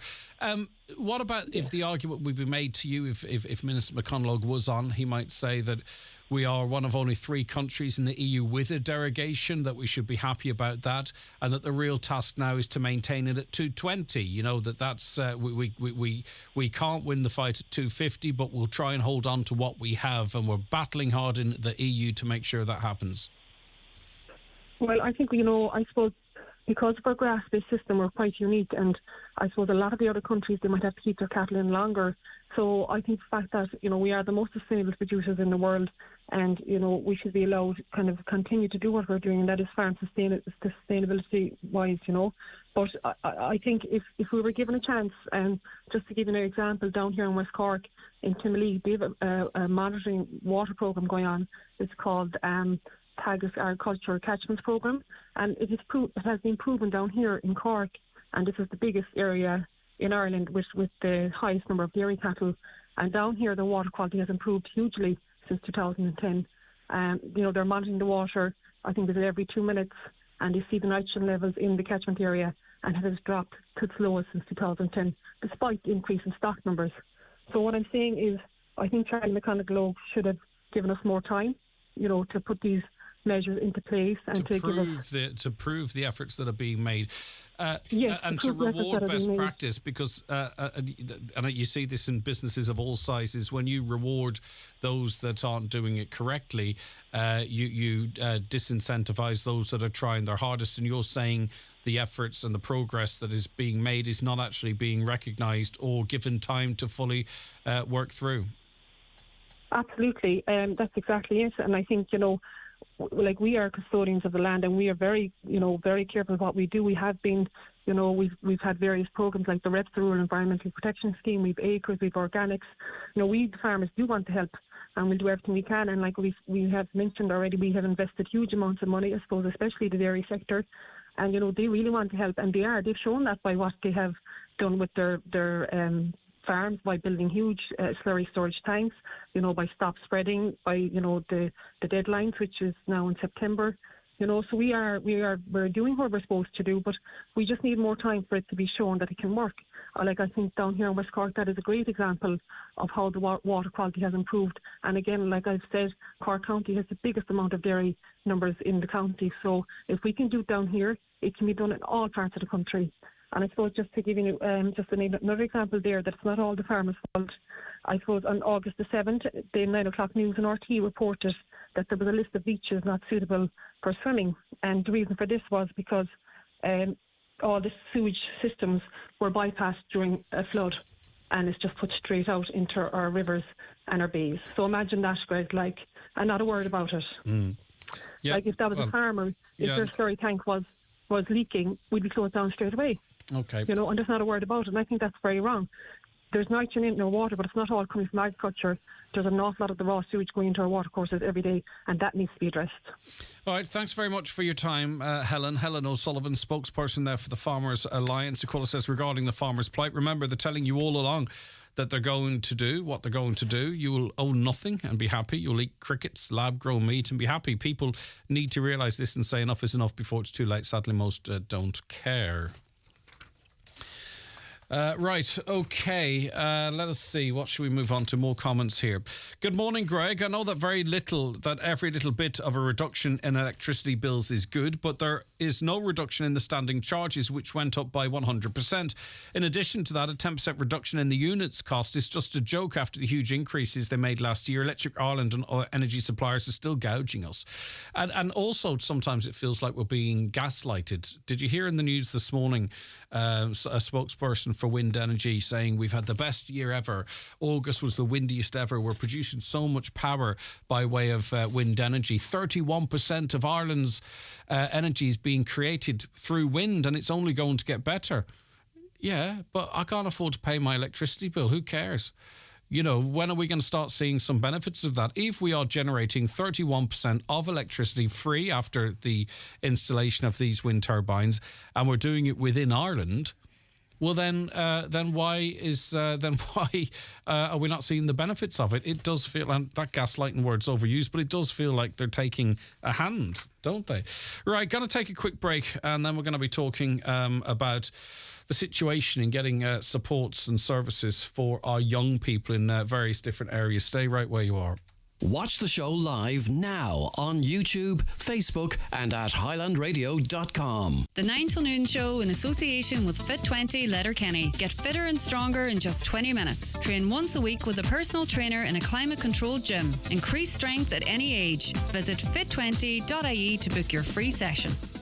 Autumn cattle trade heats up. For more in your Farmer's Journal, here's Paul Mooney. The autumn mart trade is lit up with factories, northern buyers and exporters competing for stock. 3,500 suckler farmers set to miss out on SCEP payment. Row over key scheme payment dates escalates. Flat rate tillage payment on the cards. Farmer frustration mounts over TAMS delays. Plus, in Irish Country Living, don't miss our top advice on securing mortgage approval. All inside this week's Irish Farmer's Journal. You cannot afford to miss it.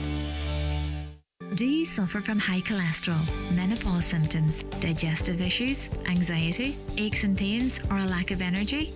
The highly trained team at The Natural Way Letterkenny can provide advice on natural remedies for a number of individual health issues. The Natural Way also has its own brand of herbal treatments to help fight fatigue, relieve digestive discomfort, maintain a healthy immune system, and alleviate common menopause symptoms. The Natural Way at Letterkenny Shopping Centre, your one-stop health shop.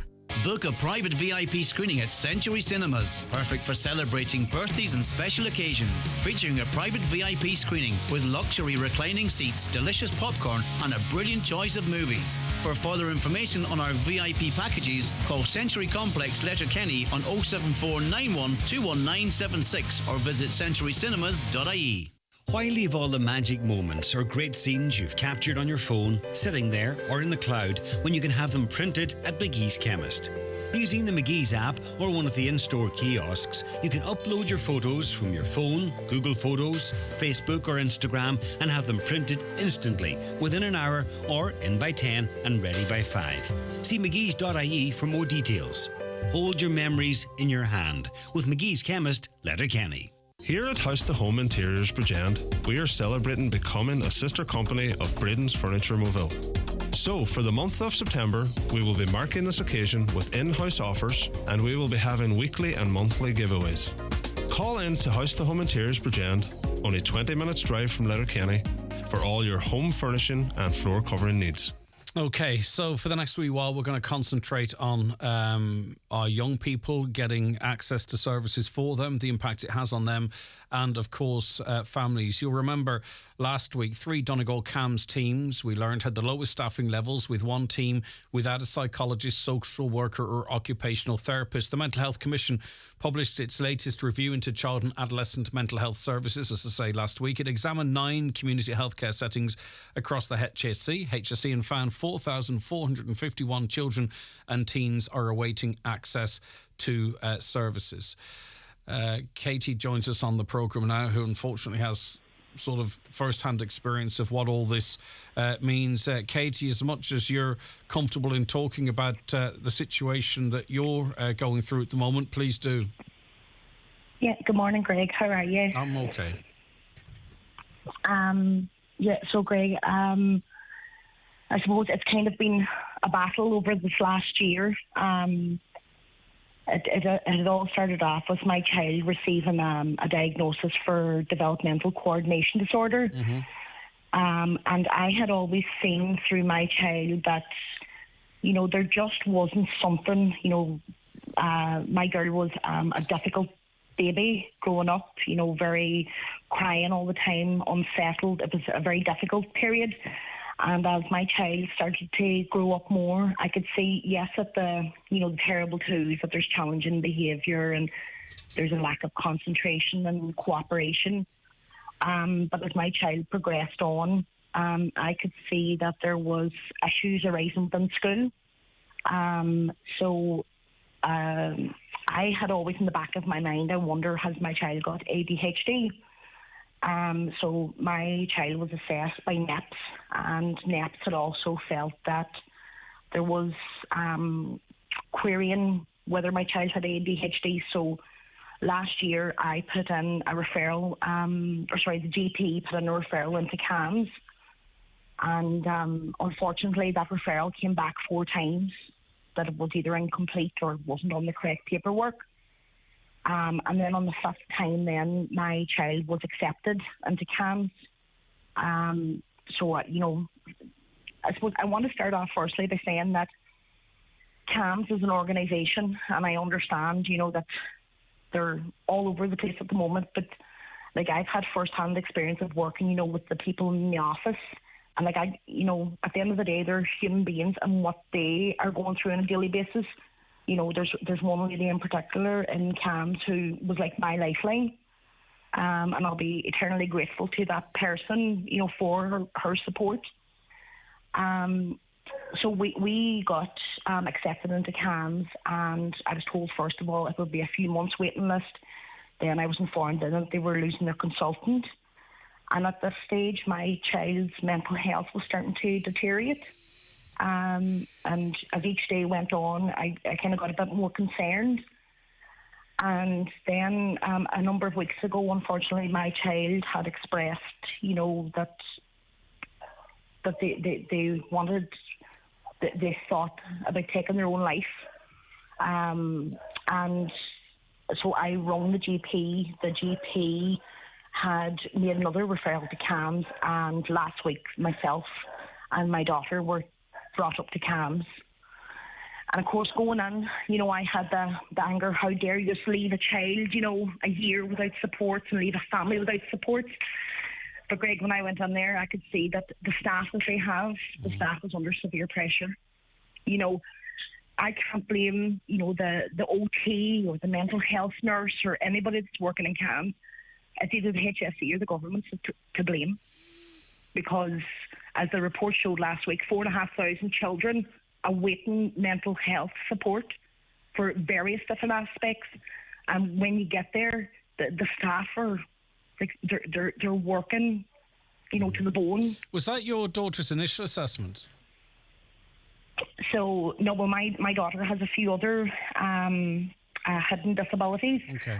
But this assessment with CAMS last week, they brought my daughter into a room and observed her, and then another person took me into another room, and it was all the history, my pregnancy, the birth, and then the aftermath, like postnatal and then developmental milestones.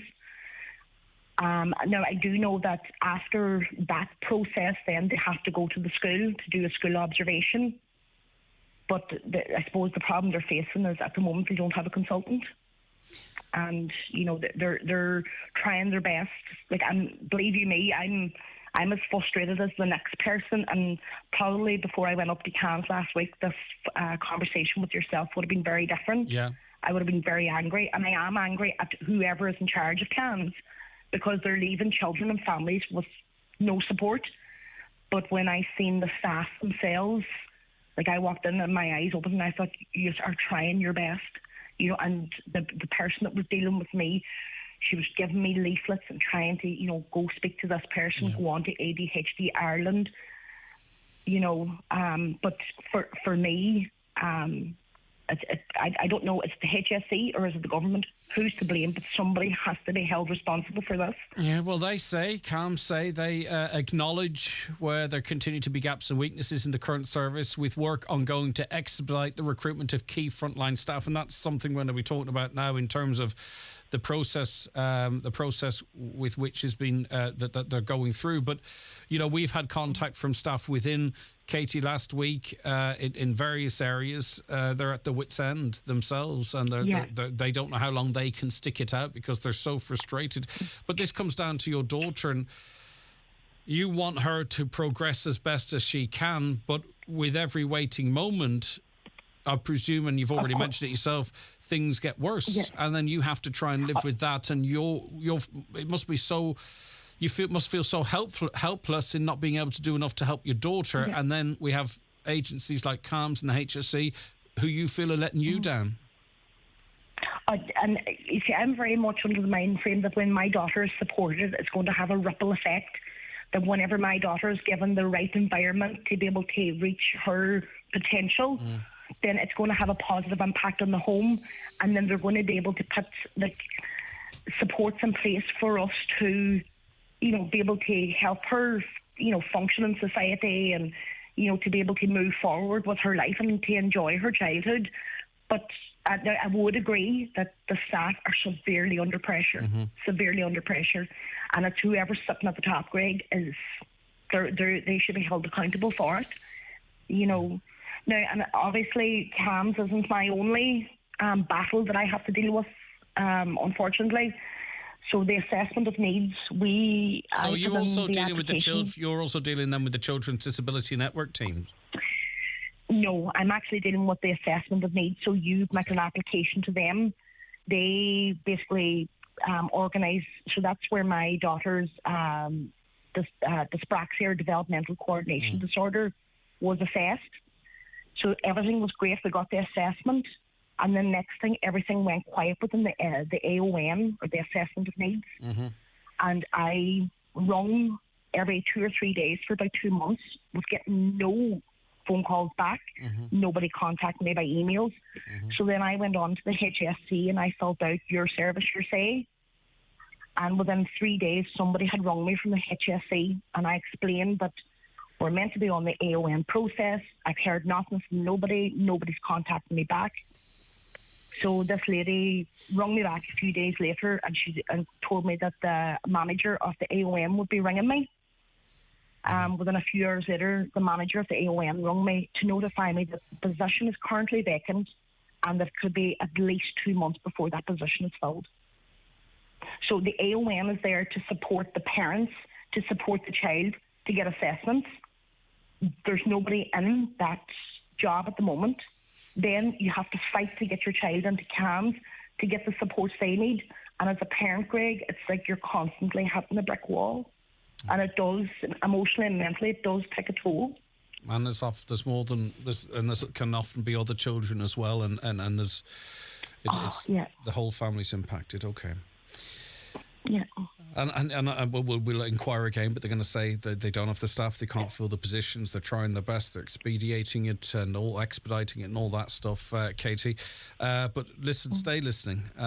Thanks very much for your time, and I hope things improve for you very, very shortly. So last week we were also talking to parents with children under the Disability Network teams across Donegal. They've received letters, many of them, explaining they may lose out on services due to recruitment and vacancy issues. The letter outlined that children with the most complex needs in terms of speech therapy, occupational therapy and psychology services will be prioritised. We spoke to Michelle.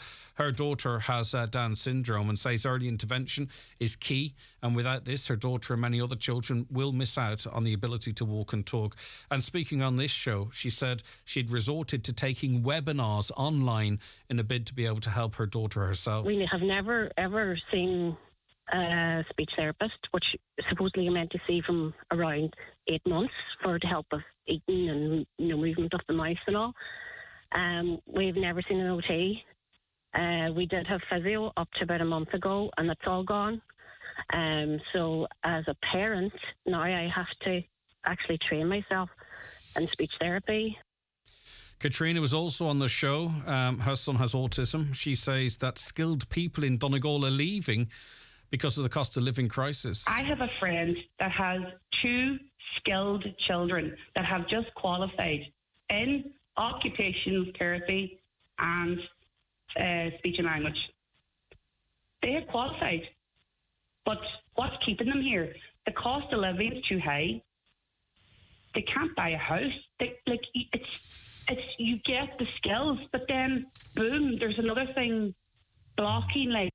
That kind of feeds into our conversation. Our next guest, Leonard Watson, joins us now. Leonard, and listening to Katrina, listening to Michelle, listening to Katie. Now, there's a crossover sometimes, isn't there, between people who maybe have to access CAM services and the Children's Disability Network team. For those outside of it or don't have experience of it, it can be quite complex, Leonard. Yeah, do you know what, Greg? Sorry. Do you know, thanks very much for calling up. Not at all. You're listening to parents, and that's hundreds of stories. Hundreds of parents could ring in here and tell the same story. I was chatting to parents there in June at the CDNT meeting with parents, and there was newly diagnosed children for autism there, and I was saying, you probably think now this is the start of things to happen. And I just told them, I said, this is the start of your fight. You're going to be fighting now for the rest of your days to get service for your child. And I says, and you know what? And these parents are tired. They're emotional, and it's just you hear it in their voices. They're like, you're just fighting all the time. Like things for CAM, mental health, Greg. You can't wait a year for a child to see CAMs. That's an emergency with that child. We've experienced it in our own family. I know what it's like. They're not functioning in school. They're not functioning in life. You just can't have that for a child. And they're on about therapists here. I have a list of stuff here. I say. Myself. Before you get to that, because this is important, the HSE, after we covered that story, we got in contact with them, and they say the HSE confirms that there are ongoing active recruitment processes and initiatives in place to fill vacancies arising in children's disability teams. Recruitment to Children's Disability Network teams is receiving priority attention by the HSE locally and nationally due to the workforce challenges in the sector. Now, that might give, for someone who's new to this, a little bit of hope. To say, right, okay, something is going to be done. But you're an old dog now in this, Leonard, and you have more information on how all this works, okay? So I think it's important that we get this out in front now and people actually know the reality of what's going on. So you take it from there, Leonard. Greg, at that first meeting, it was in May, a few parents approached me, would I become a parents advocate? And honestly, Greg, I don't have time for it. Just with everything going on, yourself. You're flat out, I know. But I just felt something had to be done. So I asked the questions at meeting. Who were you meeting with, sorry? We met with members of the HSE. Okay. They brought these parents together. It's a great idea, bring the parents together, because strength in numbers not there. And so we met, and I asked the questions. Every parent, I said, how hard are you trying to fill these positions? He said, we're trying everything. I says, you trying Northern Ireland, you're trying everything. They said, and this line we always hear, people don't want to come to Donegal. We can't get people to come to Donegal. So myself and the other parent who's voted in the CA Kavarma, so we went away and did a bit of research on it. So we went away and tried to find these jobs that they can't get anybody to fill. So a simple thing first, we went on Google, we tapped in speech therapy positions, Donegal, HSE. Mm-hmm. Nothing comes up. Went on the HSE website, tapped in speech therapy, you scroll down to Donegal, nothing comes up. So we brought this up at our next meeting with the HSE, and they started looking into it. They came back to the same answer. So lo and behold, anyway, the minister, I think she was up on your show actually in July as well. We were put in a room with the minister. We went through this with the minister. They say she was shocked, as an understatement. But as I said at the end of the day, the buck stops with herself. How does she not know this is going on? You've got websites. It's a simple thing. If I'm looking for staff, I'll do everything I can to get the staff. So. And I kind of put a few things out there. Like I said, there's no psychology. And in our area, we're called Donegal North. This covers an area called Dunfanaghy, Letterkenny, Fanad. There's 350 families within CDNT there.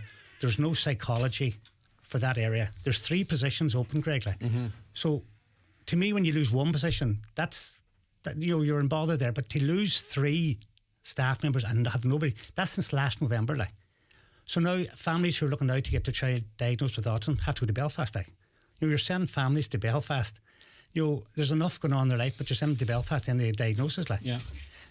Then even there now you're saying about Donegal, Donegal East there, no physiotherapy, no OT, like. That's things around toilet training, that's, sensory, feeding, all things that's so important to help a child to develop and function in life, and they're just not there, like. So when I met with the minister, I went through all this, and she's, why am I not hearing this? And I said, well, I don't know, like, and she kind of turned around and she says, well, we're feeding this up. You've 3 courses in McGee that do OT, speech therapy and physiotherapy. Psychology actually in McGee. I asked her, why are we not going in there in their last year? Hand them contracts, encourage them. They're on our doorstep. We have 2 courses in the ATU. We've got physiotherapy and OT, and what they're doing there now, in their last year, they pay for a bursary for them to go to Coventry. They get to sign a 3-year contract, which is a great idea. But them contracts aren't for Donegal. So the ATUs hand out bursaries from a Donegal college, and there's no onus on these students to come back and put their time in. So when they say they're trying everything, they're not. When they say they're doing all that they can, they're going as quick as they can. You're saying that's simply not the case. Now, we had a chat off air as it relates to the process in terms of, the people that are qualified here. Yeah. It's hard for them to get into these jobs if they can find the adverts for them. What's the complication there? Well, look, Greg, there's a perfect example. There was a girl who came back from Scotland, from Killybegs. She's a speech therapist, fully qualified, and her mother met somebody within this department, and she says, do you know when there'll be any speech therapy jobs come up? She says, we've loads of jobs, speech therapists. She says, well, can you get her an interview? Like, no, she can't get an interview till next February until the panel's open. Like. But she says, if she goes in through an agency, we'll hire her in straight away. Like. They do interviews, Greg, once a year for these panels, right? And at the end of that, then they send them out. So hypothetically, if nobody on that panel that gets the job wants to come to Donegal, they wait till next year. Like. And I put this to the minister. I says, so we've got... So by March, effectively, if they put a panel and no one's picked Donegal, that's it for another 11 months. But in theory, and I asked the minister, and so in theory, is this... Because the psychology, I says, no, we've none since November. Like, there's been no effort to fill these positions. She says there is, but there has to be no effort. Like, and I says, so we'll now go to next February again, and there'll be nobody on the panel maybe again that wants to come to Donegal because, for whatever reason, and we just leave it for another year. Like. This is an emergency in these departments. Like, there's no effort put in. I went on Facebook yesterday, there was an ad, recruitment for guards. Like, have you seen an ad anywhere recruiting for speech therapy? 400 jobs within the guards, plus actual recruitment to the guard. No, I've never seen anything. I've never seen any out of the box active job advertising for either LUH or for these types of services. But I got a letter yesterday. It was through a question was for Joe McHugh's office actually sent to me, and on it they have a bespoke campaign for senior therapy grade positions over the last number of weeks, specifically for Donegal CDNT. And we asked the question again, well, where are these jobs advertised? You can't find these jobs. Like, so if you're in Scotland or England and Northern Ireland, you can get 30% more, I think it's 25 or 30% more salary by working in the south in the same positions. Like, we should be inundated with offers, like. Mm-hmm. But they're not actively going out seeking, like. No, I'm on Google here, which is the number one. I can't see any pathway into. I mean, you can go into the website and start searching through that, but I don't. There should be a sponsored post at the top with a link straight through. But Greg, like, what I'm saying, like, and I keep asking the questions: where are these jobs at? Are they being advertised internally, which is stupid, like. As I say, that letter I got yesterday, it's just waffle to tell me that they're doing their best. In doing a programme like this, especially when people are very frustrated and upset, and there's nothing worse than when we're worried about our children, far worse than anything we worry about ourselves. I don't want to dash hope, but I don't want to give false hope either. This situation, if the truth be told, unless something very radical happens, or unless this is treated as the absolute crisis that it is, all of these positions, and perhaps more, will remain vacant right across Donegal. In theory, Greg, yeah. And you know what, Greg, this isn't about politics. This is all the politics. And I'm putting it to all the politicians. Stuff politics. Like, none of them actually have highlighted this. Like, why did it take two parents who was only involved with something for 2 weeks to figure out that you can't find these jobs? Like, and I've said to all the politicians, why are you just not shouting about this? Why are we not shouting that there's no psychology in this area since November? Like, there's no, and the parents, they keep saying, oh, the parents aren't making enough noise. Like, the parents are tired. Like, yeah, but you see, the parents, and I've said this before, this is why these things don't get enough attention, because you have hundreds of families individually fighting battles with CAMHS, with the Donegal Disability Network. They're not organised, or they can't be organised because they're so busy. They're the campaigners themselves. They're also the caregivers, and because they're individual, they can't make the same noise as us all giving out about our water being costed or having to pay for it. So you go, stuff it. I've had 5 or 6 different contacts for different people. I'll focus on something else. And it's a shame. It's a real shame that there's so much talk about the care of children in this country, and no one actually cares. It feels sometimes no one actually cares about this crisis right now that's devastating children and their families. They're more worried. Anyway, I'm not going to get into anything else. It just frustrates me Greg, so much. It's even now, that lady said it, it's early intervention. The work done today saves down the road. Like, you're trying to make these, give these children the best chance in life of being a part of society and all that. And we're just holding them back. We're not giving the same rights that every other child has. Like, right to an education, a right to a good health service. Like, and I'm just going to throw another one there too, Greg. See, at the moment now, our speech therapist is also our key worker. Like, which is, again, absolute madness. So you have speech therapists who are key workers, and a key worker is somebody who a family liaises with when they have problems, like them ladies are ringing in. So we're now leaving them therapists less time again to do therapies. Like, it's just the kind of stuff I brought up to the minister, and like, she's, to me... but I know the minister that you talk of, and I'm not criticising her, but it's like, oh, right, okay, I didn't realise this, thanks for that, this should be brought... But that's not good enough. We need a minister in their department to actually be digging deep into this stuff, to find out these problems themselves and to rectify them. It's not good enough to go, oh, I didn't quite realise that, I'll look into that. We had the same situation with the Minister for Health when a lady fighting cancer herself had to bring an issue, and he's like, oh, I didn't realise that. This is not acceptable. But Greg, this isn't... me as a minister, if I was the minister today, I'd be embarrassed to find out that this is going on. Well, my daughter, says this listener, just headed to college in 2 weeks' time, wanted to do speech and language there, but thank God I got her to change her mind, which is sad. But the reason, my best friend's daughter graduated with speech and language a few years ago, no jobs, had to leave the country. I don't know what's going on. Well, where would she have found the jobs, or he who found the jobs? That's, again, Greg, is back to, and it is a scandal. To me, this is an absolute scandal. Like, and it probably is countrywide. Like, and there's a crisis in Monaghan, there's a crisis in Cork. I think it is, like, same thing. No therapies. Like, and do you know there's another group of individuals in here as well as granny and granddads, because it breaks their heart that their grandchildren can't get the services, but it breaks their heart that their children are having to go through this as well, so it's almost a double whammy for them. I have a grandson with a rare genetic disorder who's non-verbal and has been offered no services whatsoever. Who do we go to? People suggest meetings, protests. Parents and carers of special needs don't have time for that. I'm at a loss.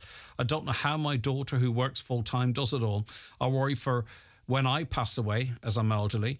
I know she'll be on her own with this. She has to do it all. I can't really see us going anywhere with this. I'm forever disappointed with CAMHS. A special thank you to Malin Special Needs School and Spree August Sport. But there's a person helpless, fearing their own death for the pressure it would leave their daughter in. I mean, how can people be expected to live their lives like that, Leonard?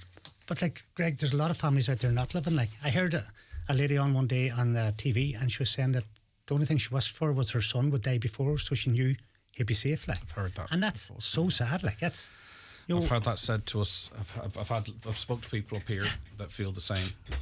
And there's just no way... And a lot of families, you just can't see the light at the end of the tunnel. Like, you're just fighting, and you're tired, and you just want the best for your child. Like. Caller says his son is special needs and cannot get a physio appointment. He can't walk and needs the help. They were advised by the school that they cannot get anyone to fill a position because the money's so bad. Another caller, a 5-year-old child with autism who hasn't had a physio appointment in months from when he was diagnosed, when he had about 3 different people he saw. It's a disgrace, they say. My son has dyspraxia and development language disorder. Experienced staff are needed to help my son, not just any speech therapist, as it's a complex case. And that's another layer of Craig, that's what's actually been said now. The parent now has to become the therapist, like.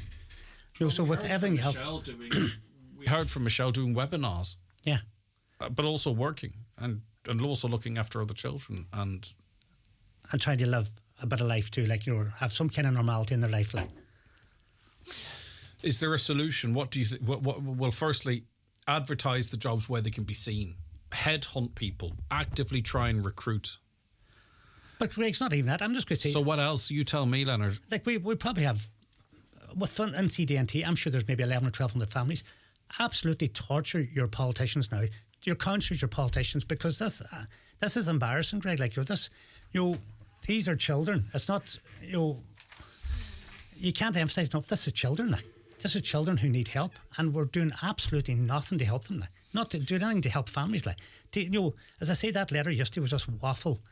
There's somebody typed up and it doesn't care. We're just numbers, like.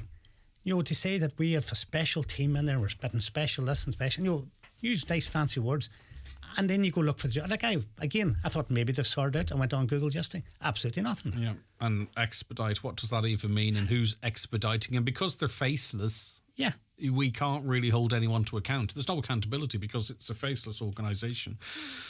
Caller says it makes sense to offer Donegal jobs to Donegal-based students and qualified professionals. It's so stupid that, as you pointed out, that those jobs are going elsewhere. Again, this is the kind of stuff this should be election issue stuff. But the people get it, Leonard. This is the thing. There was recent surveys, and we get it on this programme. What families want, what the general population want, even those that are struggling, they want proper services, not €500 cash drops or €250 cash drops. Yes, we need them, we want them. This is apparently an incredibly wealthy country. That we want services. I don't want an extra €5 a week. I want other people's children to get these services. That's what, and it's not just me. That's what the majority of people out there want. You walk in some of these families' shoes for a week or so, like, Greg, and you wouldn't believe. You're thinking, how are they coping? Like, we get to hear from someone like you because of your strength. Katie, our last caller, Michelle last week.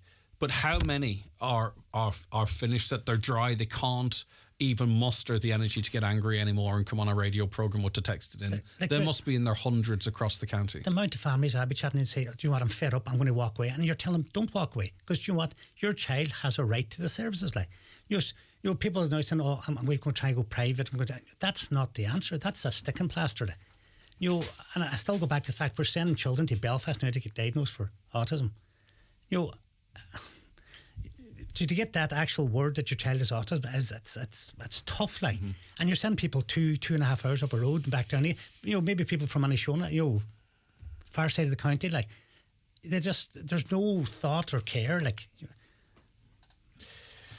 Right, you say people need to. It takes a community, it takes a county to raise a child. We all need to take an interest in this and to make this an issue. And can I say one thing? And there's 4 CDNTs and their families, and we asked all the families, please get involved with your CDNT. We need to make these issues, we need to embarrass people into getting this done. Like. Yeah. Because like even at that last meeting we had, those 20 families there, and I get it, Greg, they're fed up. They don't believe, they think this is just a talking shop. And I said that day, if this is going to be a talking shop, I'm walking away. Like, and that's why I'm making noise, Greg. I'm not going to lie down, and this is like children and families that are suffering. Like. And this is the most pressing and urgent part of it, but we could do another hour on respite and on other facilities, but this is the most pressing and immediate. Leonard, thanks. Now that you're in that position, of course, we will speak again into the future, but we just can't let it lie. And I committed last week that we wouldn't let it lie, and I'm not going to let it lie either. This is a absolute national crisis, a national embarrassment, how we're treating these children and their families. Yeah, and you know what, Greg, I'm not just saying it. I've been speaking to you for maybe a couple of years on this, and you've always been there to help. This is the first time you've accepted the invite to come on. But you know what I mean? But I know you're very busy with everything else going on and all. But it's just, we have to keep this highlight. We just can't let this slip away again and just, it's pushed under the carpet. And the challenge is there now. The Dáil's going to be back shortly. The challenge is there now. We have 5 TDs. And with local councillors on the HSE too. And there's a meeting on the 16th where all the councillors and TDs will be invited to with HSE management, which myself and the other parent will be at it. Yep. And I want the councillors not to stand up and fight for this. We'll touch base at that meeting or after that meeting. Thanks, Leonard. Thanks, Greg. That's Leonard Watson there. Back with news shortly.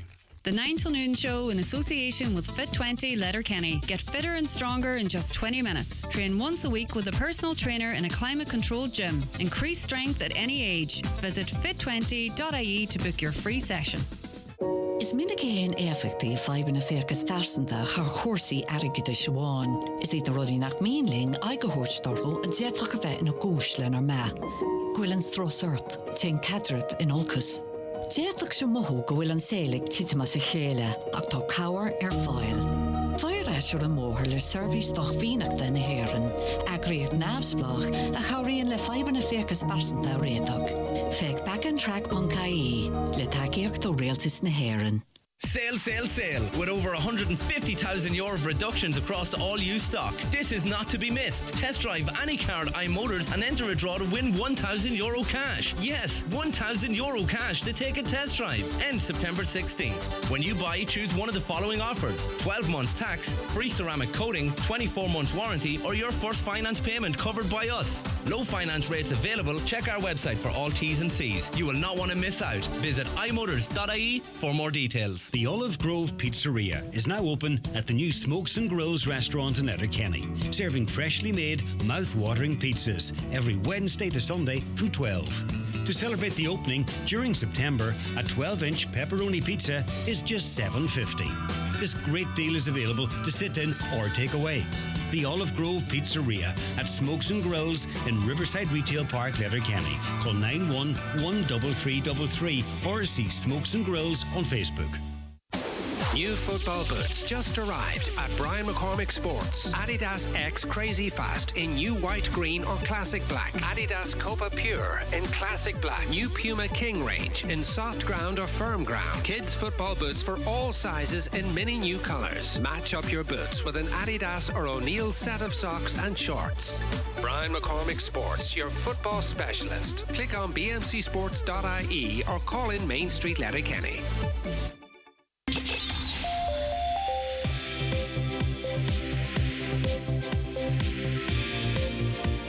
With all the stories that matter across the Northwest, it's Greg Hughes on the 9 to Noon Show on Highland Radio.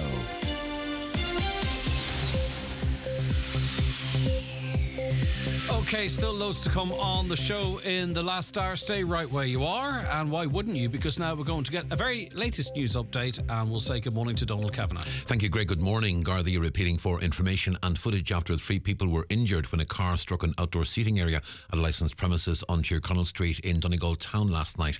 It happened at 10 to 8. One woman aged in her 60s was taken to Letterkenny University Hospital to be treated for serious injuries. A man and a woman, both in their 60s, were brought to hospital with injuries believed to be non-life-threatening. Investigations are continuing. Police in Derry, meanwhile, are appealing for witnesses to a single-vehicle road traffic collision involving a motorcyclist on Clooney Road. It happened last night just after 9 in the vicinity of the airport roundabout. The male rider of the blue Honda bike was hospitalised for treatment to injuries, including to his leg. Anyone on the Clooney Road who saw what happened or captured footage is asked to get in touch. Killybegs Coast Guard was tasked last night to a sailing vessel 9 nautical miles southwest of Killybegs with 2 people on board. The vessel had experienced loss of engine power and with little or no wind was unable to move. The vessel was brought under tow to the small craft harbour and was safely tied alongside. The OPW has been criticised after it emerged the gate into Green on Avalia is being locked in the evenings, it seems, without any consultation with either the Donegal County Council or the local community. Councillor Jack Murray says this came to light when a visitor attempted to get into the facility to photograph the sunset earlier this week, but found her way blocked. He told Greg on today's 9 till noon show a meeting is due to take place shortly with the OPW, and this will be on the agenda. As of yet, no date for that meeting has been confirmed. And the IFA says it won't attend a meeting this morning for farm organisations called by Minister Charlie McConalogue to discuss new EU nitrate limits, which could see cuts to dairy herd. Instead, the IFA says it will picket outside. The move, confirmed yesterday by the European Commission, will affect around 3,000 Irish farmers from the new year. And there are the headlines. Back with headlines again at 12 noon. Donald, thank you very much indeed. We'll be back with more after we take a break.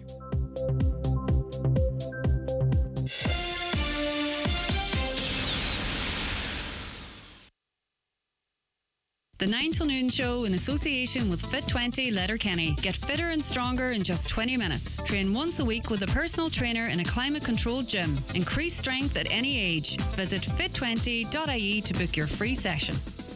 It's the great autumn of savings at SuperValue with over 1,000 price cuts on all the big brands you love, like Heinz Snap Pots was $4.39, now $3.69. Chicago Town Deep Dish Pizza 2-pack was $3.55, now $1.99. And money off vouchers every week on the app too. So pop in for great savings in store or online this autumn at SuperValue. On this week's Business Matters, we'll be replaying an interview from February when I talked to the Director of Build Cost, Liam Langan. So join me, Kieran O'Donnell, for Business Matters on Sunday evening after the 6 o'clock news. The Business Matters podcast is also available to download at tidalradio.com. Business Matters in association with ATU Donegal Faculty of Business. Now is the time to realise your potential by enrolling on the part-time degree in business. Only 3 years with 1 evening per week on campus and another online. Open up your future by contacting the faculty office on 9186206 or visit lyit.ie today. Hi, Paddy here at Shane Conley Cars in Donegal Town. Are you looking to upgrade your car? With Shane Conley Cars, you'll find makes and models for every budget. Great finance options, and we also accept trade-ins. Check out ShaneConleyCars.com or call in to us at Shane Conley Cars from Lonahur Road, Donegal Town. Need help designing or understanding plumbing requirements for your new bathroom is not a problem. Our experienced staff are equipped to handle any type of bathroom installation, from a simple tap replacement to a complete bathroom overhaul. Call in and see us and view our checklist to make sure you have everything in order. It could save you money and a huge amount of hassle. McDade's Bathroom Plumbing Towers Buncrana, making things simpler for you. The Tip O'Neill Irish Diaspora Awards are back for 2023, presented by Donegal County Council. The event will take place on Saturday, September 16th at the Inishowen Gateway Hotel in Buncrana. This year's awards will recognise the contribution of Professor William C. Campbell, Caroline McLaughlin and John T. Fries in their chosen fields. Secure your tickets now through Eventbrite and join us for a fantastic night of Track August Call. Apply online for learner permit and driving licence services, including renewals, updates, exchanges and replacements. It's easy and hassle-free. Visit NDLS online today at ndls.rsa.ie. Verified MyGov ID required. A message from the Road Safety Authority. Okay, you're very welcome back to the programme. Delighted to welcome back onto it for dear Greg Keeley Taverna, psychotherapist, author and coach. Great to see you again. How are you keeping? Always a pleasure to see you, Greg. Always a pleasure. Great to have you back on the show, and you're looking fabulous, I must say. Can you say that in 2023? I try. Absolutely, you need to. People need compliments out here. Okay, that's good. All right, well, I'm your man. Right, okay, come here. We'll get into some questions straight away. There's a slight delay on the line, but the connection will pick up because Zoom will sort that out for us. So I'll ask a question and just let you go. My partner has a hard time expressing their feelings. It's causing problems in our relationship. How can I get them to open up more to me? So there are obviously two different types of people, it sounds like.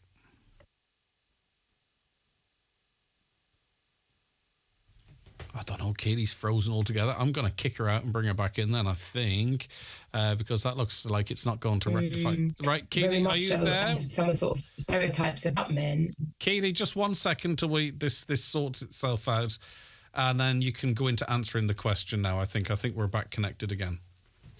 Okay, better? Yeah, I think so, yeah. Yeah, so one of the challenges around that can be, generally, I'm assuming it's a male, that generally men aren't great at talking about their feelings, which is, if that's kind of the kind of general ethos. I think I've said before, sometimes there's a benefit to actually considering whether you might benefit from, I've spoke about conversation cards before, so we can have conversations when we're in the car, because it's not easy. What might be an alternative way to be able to have the conversation that circumnavigates any resistance or pushback. So you try to create the optimal conditions, but I think it's something that you have to be conscious of as a relationship dynamic, because it's important to have that two-way process going on. But just Killy, in relation to that, like, say, for instance, one person might be emotionally needy and the other is just the type of person that's not necessarily very, very expressive. I mean, there's two people involved in that as well, and you don't want someone else to change just to make you feel that you're getting all you need from a feelings perspective. Absolutely. So there's a benefit to also, if you're a needy person, you have to also check yourself, look into yourself. What is that about? Because sometimes we do place disproportionate expectations on our partner. So you also have to have a certain amount of awareness about, is it excessive? Are my needs excessive? That takes some self-awareness. And as ever, that may mean we may benefit from therapy in order to work out what's been going on for us.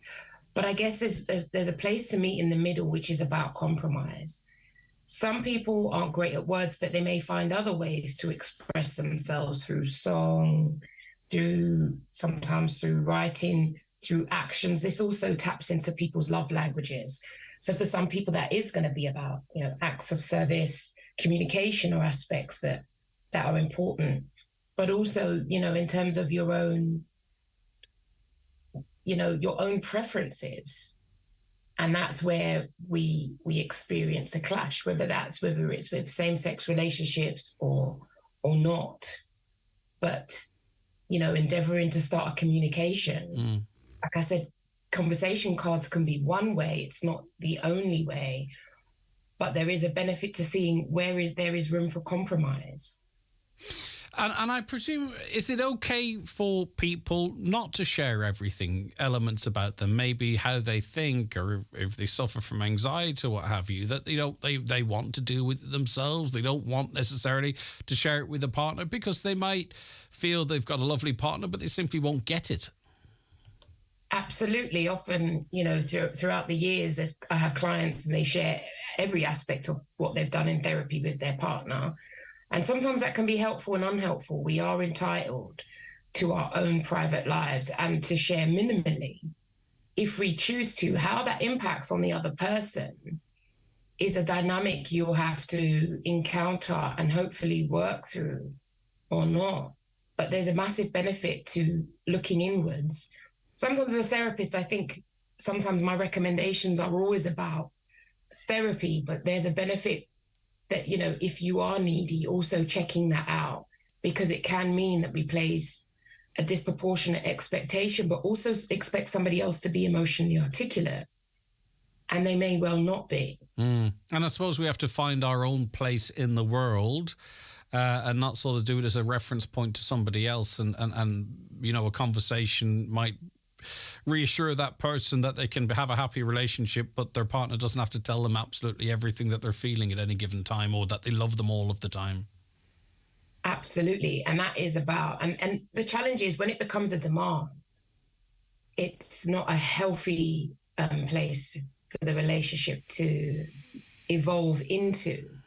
That's when it becomes arduous and difficult and hard. So there's a benefit to checking, if you're someone who's insecure and perpetually needs reassurance, then that might be something that you need to work on as an individual. But, I often recommend to people to watch couples therapy, which is a show which documents real relationships and life therapy. So you can get an example of the dynamics that can come up between couples. But ultimately, if somebody's not open and articulate about how they feel and they don't have a problem with it, and it's not something that they want to work on, then unfortunately that is the reality of your situation. But sometimes, a person will get to a point where they realize, actually, it's not only hindering me in this relationship, it hinders me in other aspects of my life. I don't want my partner snooping through my phone. I think it's disrespectful. She thinks it's suspicious. I've got nothing to hide, but it's become a real bone of contention. I feel I look like the bad guy here. Snooping through someone's phone can be a breach of trust. I mean, the reality is, it's not like we've got these Nokia phones from the 90s. All aspects of our lives can be traced through our phone. And people are entitled to not give you their phone, their passwords, for you to have free access. And if you are tired of somebody going through your phone, you're entitled to feel that way. You don't have to give over your device. If you choose to, that's your choice. But it's very suspicious looking. But be mindful, because what is that about? I'd be curious about, is that because that person's insecure and they need perpetual reassurance so they can feel reassured if you're open about your phone? I don't know about you, but personally, if a partner asked to see my phone, I wouldn't be best pleased and be more curious about what that need is within them. And is that how you'd flip it back in them? Would you say, look, because you could be keeping a diary in your notes, you could be searching stuff that's personal to you, whatever it might be. Do you flip it back then? Do you say, look, principally, I've nothing to hide on this device, but I'm very curious as to why you want access to my advice. Is that how you'd flip it back the other direction? Ultimately, yeah, because it's about trust. And if there's a trust issue in the relationship, what is that about? What do they hope to gain from my phone that will reassure them? Because, for example, if I was speaking to somebody else or potential, love recruit, I can disguise their name as something else. I could call them Beverly Jones to circumnavigate any potential problems. So, sometimes if you're looking for something, you can find things, but we are entitled to our own privacy. I'm a firm believer of that. My partner and I come from different cultural backgrounds and our families don't get along. Can we make our relationship work? Always reminds me of Meghan and Harry. Yeah. Different cultural background. It's not really that, but it's that. We've got to be realistic about it. You know what I mean? Absolutely. You're going to have different values, different cultures, different customs. And sometimes that is an added dimension in the relationship that can wear a relationship down over time. I think what's key is your communication about that, to be open about that and try to work out ways to support and assist each other.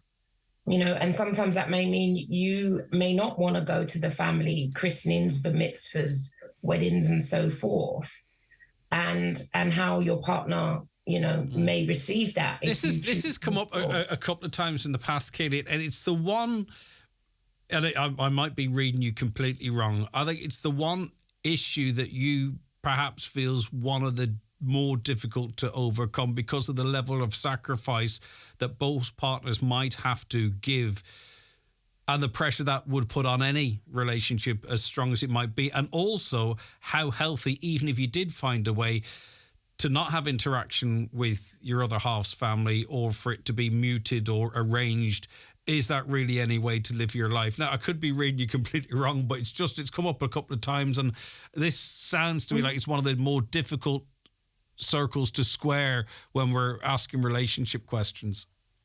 It's a complex matter, but it also depends because you've also got power dynamics, right, as well. In some instances, you have if certain families will fund and support you to do certain things if you work for your family.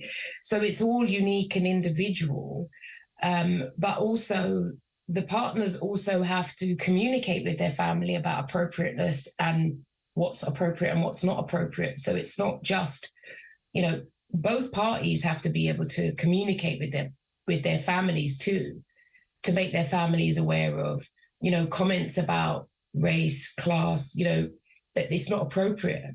So it's difficult to navigate, and it's unique to every couple that come together. Meghan and Harry are just a kind of popular example to refer to when the culture clashes. But the only way they have been able to make that work is for him to effectively completely disengage with his family. Which comes at a high price. That comes at a high price. And that's what some people have to do. I've worked with a whole raft of cross-cultural relationships. In some relationships, some families will abandon you. I've had an Indian client who had a black male partner, and she was ostracized by her family because it was unacceptable. So sometimes there's not even choice about that. And that weighs heavily on the relationship, also can create isolation and a longing for and a yearning for one's own family.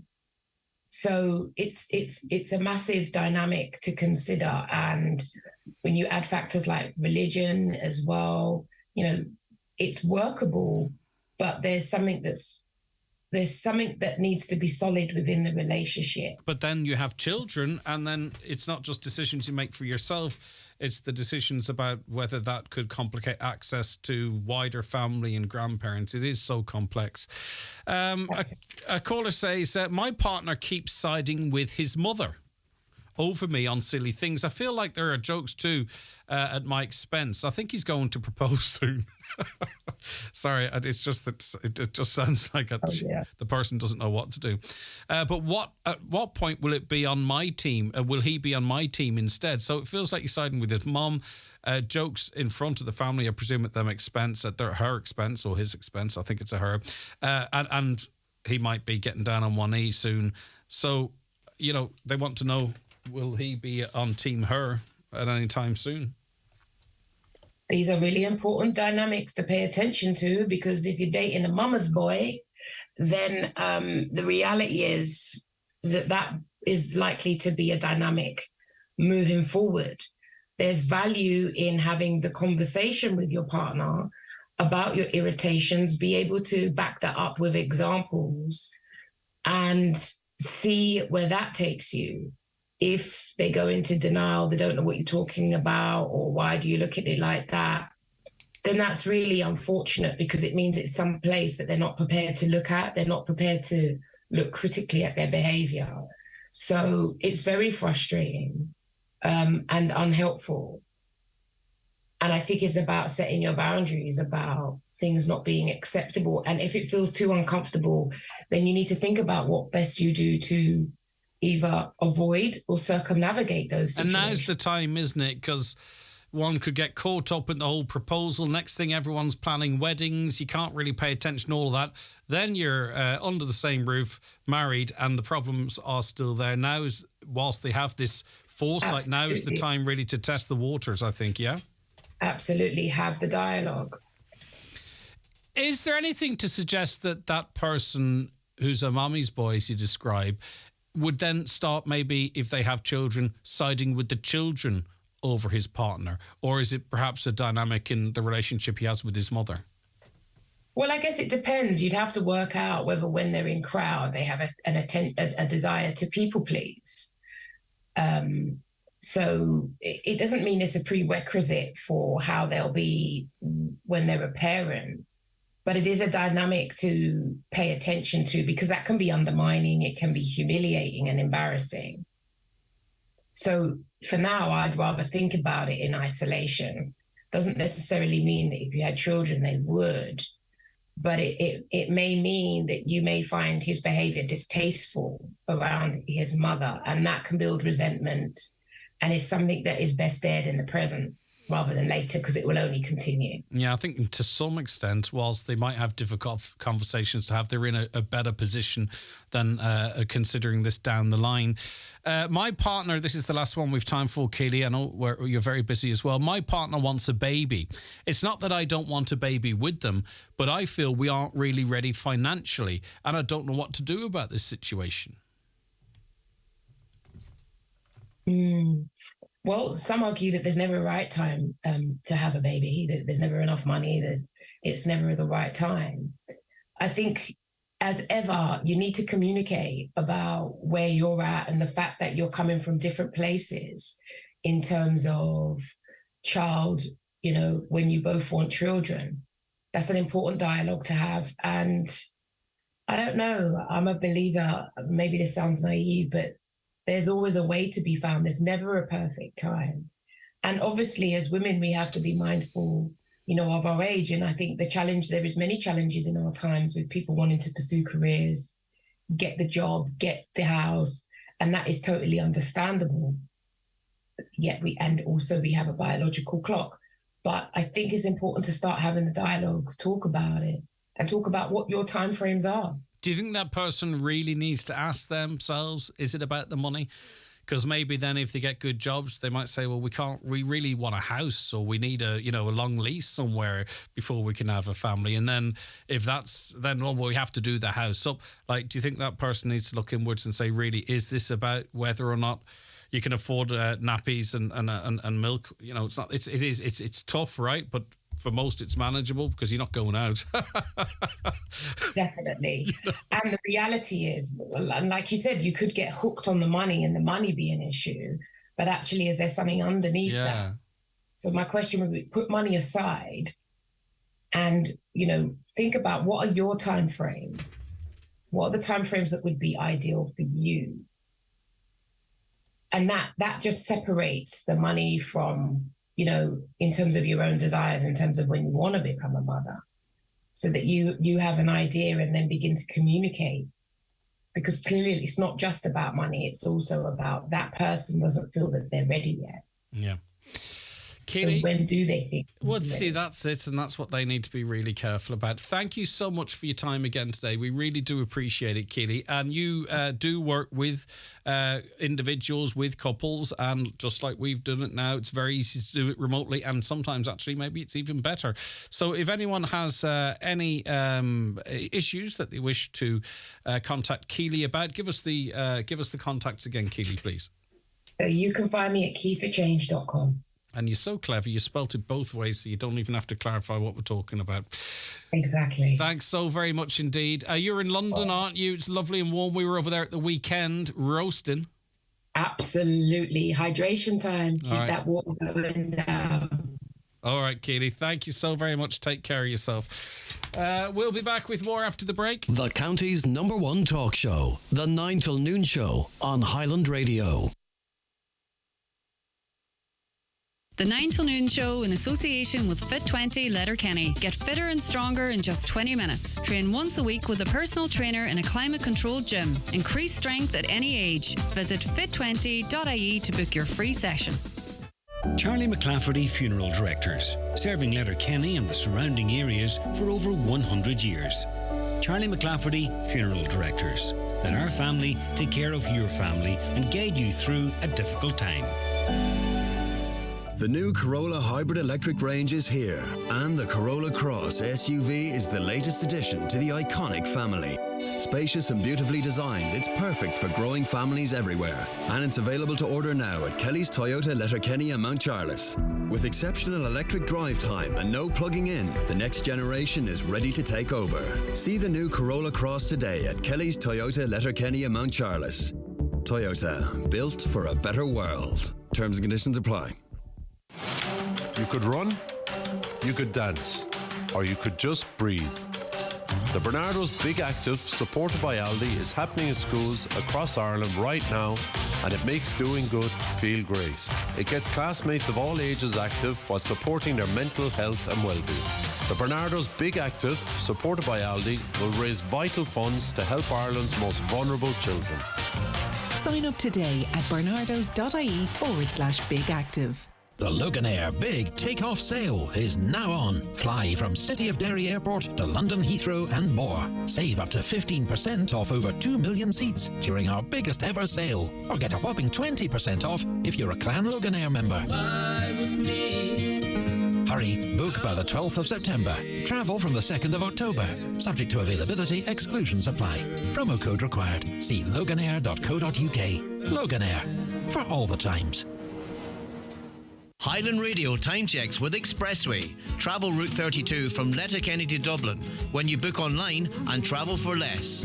Expressway, bringing you the time at... The time is 11:26. You're very welcome back to the programme. Now, families of those killed during the Troubles say the passing of the British government's legacy bill marks a dark day for justice. Despite widespread opposition, it's cleared the UK House of Commons and is now on the verge of becoming law. The bill will effectively end prosecutions linked to past violence and stop new cases and inquests being opened. And there are two parties in favour of this, it seems, the Tory party and at least some of the army veterans. Everybody else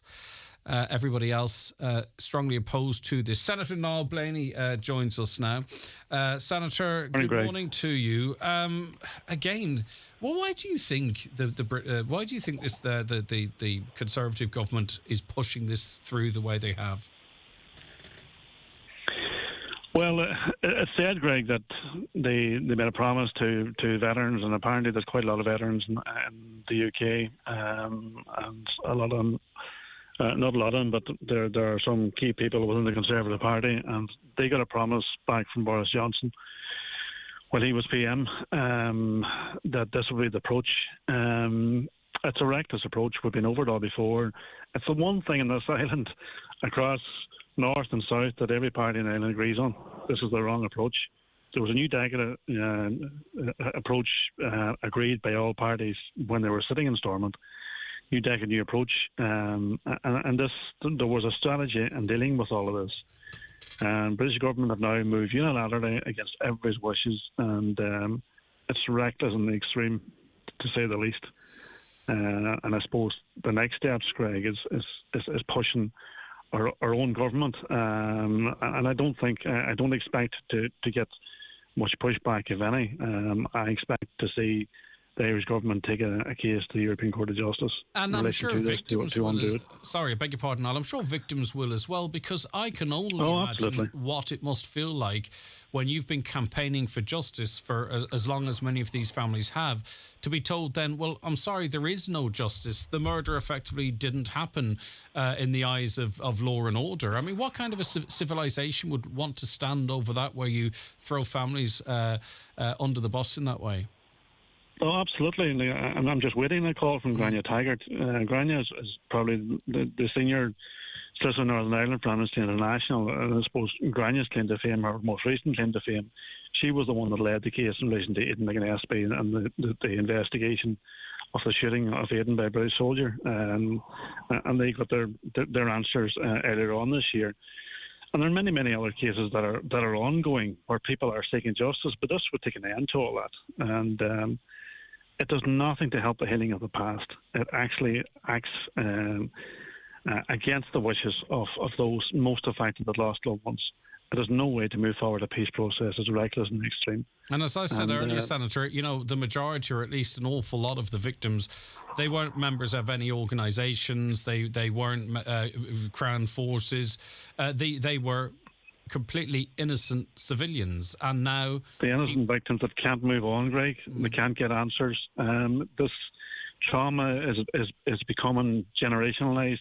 It's moving from generation to generation until it's dealt with. The peace process can't move on at the pace that United would like to see it. And the British government acting like this at a time when parties are not meeting and sitting in Stormont, it really is reckless in the extreme. And also the argument being put across that in some way people might now come forward with information and that can be sorted out through inquests and what have you, especially given that this is going to be challenged and delay that process. But to suggest that all of a sudden the floodgates of information would start opening, I think that's actually even also a further insult to families who know that that's completely nonsense. Absolutely. I sat on 3 occasions with Lord Jonathan Keane, who's led this on behalf of the British government since September of last year, and he's pushing this argument. You know, those people could have come forward other amnesties under the Good Friday Agreement, and it hasn't happened. There are parties on all sides on different investigations that don't want truth uncovered. These investigations are not easy, and that's why they've been taking so many years to resolve, some of them, and some of them still outstanding. And there are some of them that are well down the road. But to now say to them, when you are so far down the road, that when you're getting somewhere, that now it's all to an end, it was all worthless and nothing, it's an awful kick in the teeth for across Northern Ireland. Okay, thanks for your time this morning. I do appreciate it. That's Senator Niall Blaney just reacting to that news. Let's take a couple of comments here. I had to cancel an appointment for speech therapy due to a family bereavement. I did it via voicemail. This is the system that's in place. Months had passed. We didn't get a follow-up. We then received a letter because we missed the appointment to say he was off the list. We're now on a waiting list again. What's the point in a voicemail if it does not work? And similar to appointments and deferring and cancelling appointments, I had another contact from a listener via social media, and I promised that I would give that an airing as well. But the email's been very busy at the moment, so if not, I can, here it is. I phoned the hospital as have problems, so I need to see my surgeon. I was told you didn't reply to the last letter, which I know I did. So I was put through to the appointments. Oh my God. She was very cheeky, didn't ask my name and says, yes, the letter was returned. I said, I emailed as well.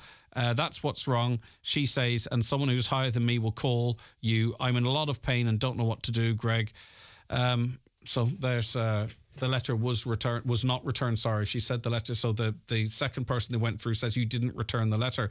But we have a listener here waiting for an appointment who says, yes, I did return the letter. And now they're in pain and are being called effectively a liar as well. And that's sort of the system there. Back to Greening of Alia. My partner took the children up last Saturday and the gates were closed at around 5:15. A busload of tourists were there and couldn't get in. It's embarrassing that my partner, a local, couldn't even explain why it wasn't open. Another, I see no reason why people should accept this arrangement at Greening by the OPW. The people should take ownership of their amenity and remove any barriers. If enough people support it, if enough people don't support it, it can't happen. Good morning, Greg. I know that every little bit of a reduction in electricity bills is good, but there are no reductions in the standing charges. And that's another point being made by another listener. They went up 100%. And just before the break, a little announcement here. Greg, please read out that the table quiz in Burt tonight, Thursday, has been postponed. That comes in from Kathleen. So if you were planning to go to that table quiz in Burt tonight, it has been postponed. And I'm sure you'll be able to find out a later date when that has been rescheduled. Watch the show live now on YouTube, Facebook and at highlandradio.com. The 9 till noon show in association with Fit20 Letterkenny. Get fitter and stronger in just 20 minutes. Train once a week with a personal trainer in a climate-controlled gym. Increase strength at any age. Visit fit20.ie to book your free session. Take a step towards a new career at the Zeus recruitment event in Letterkenny on Saturday the 16th. Available positions include maintenance, electrical and machine shop technicians, process engineers, production operators and quality inspectors. Meet hiring managers and speak directly to the company to find out what's on offer. All at the Zeus recruitment event on Saturday the 16th of September from 10 to 4 in the Clanry Hotel, Letterkenny. If you're really thinking about it, go do it, because you'll feel much better about yourself. People are there to help you and you will get on. Either make a phone call or go on the internet and sign up. Improving your reading, writing, maths and digital skills can change your life for the better. Adult Literacy for Life. Call 1800 2020 65 or visit adultliteracyforlife.ie to find a free course near you. Supported by Education and Training Boards, Government of Ireland and the European Union. We're sorry to inform you of yet another delay. No, not the train this time, it's John. He's delayed getting his eyes tested. If he's accidentally sat in your lap, knocked over your suitcase or kissed you instead of his wife, we can only apologise. John has now been informed that eye tests and glasses from the €69 range at Specsavers are free with PRSI or medical card, so there's no need to delay booking an appointment. Find out more at specsavers.ie. John, can you get off my lap?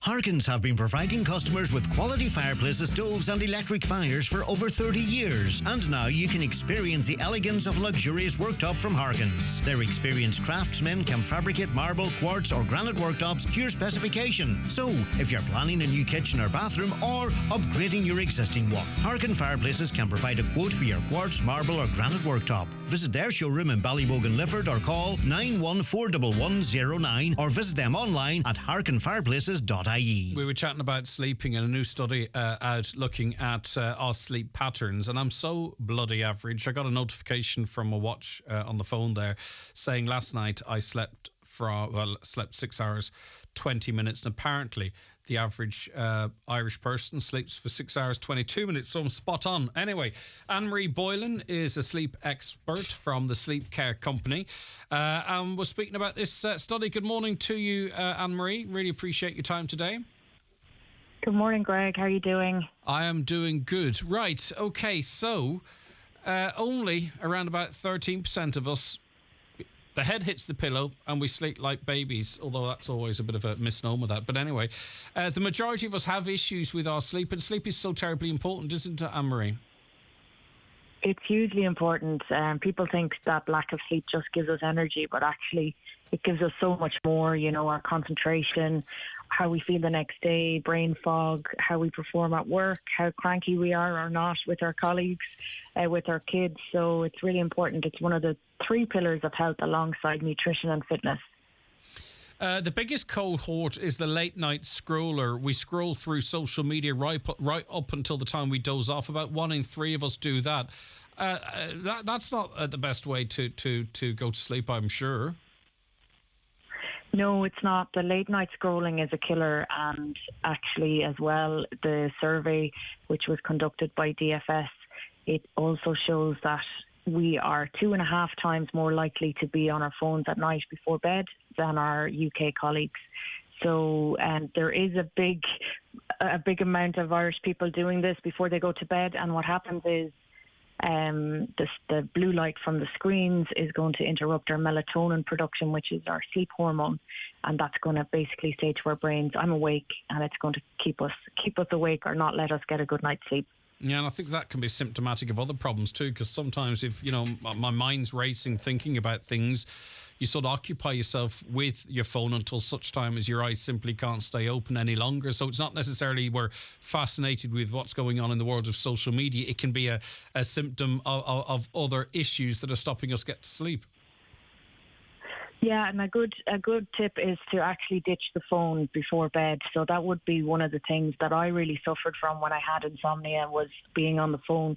So one thing is to put it away an hour before bed, at least an hour before bed. And if you need to use your alarm clock, then use an old-fashioned alarm clock. Have that beside your bed instead.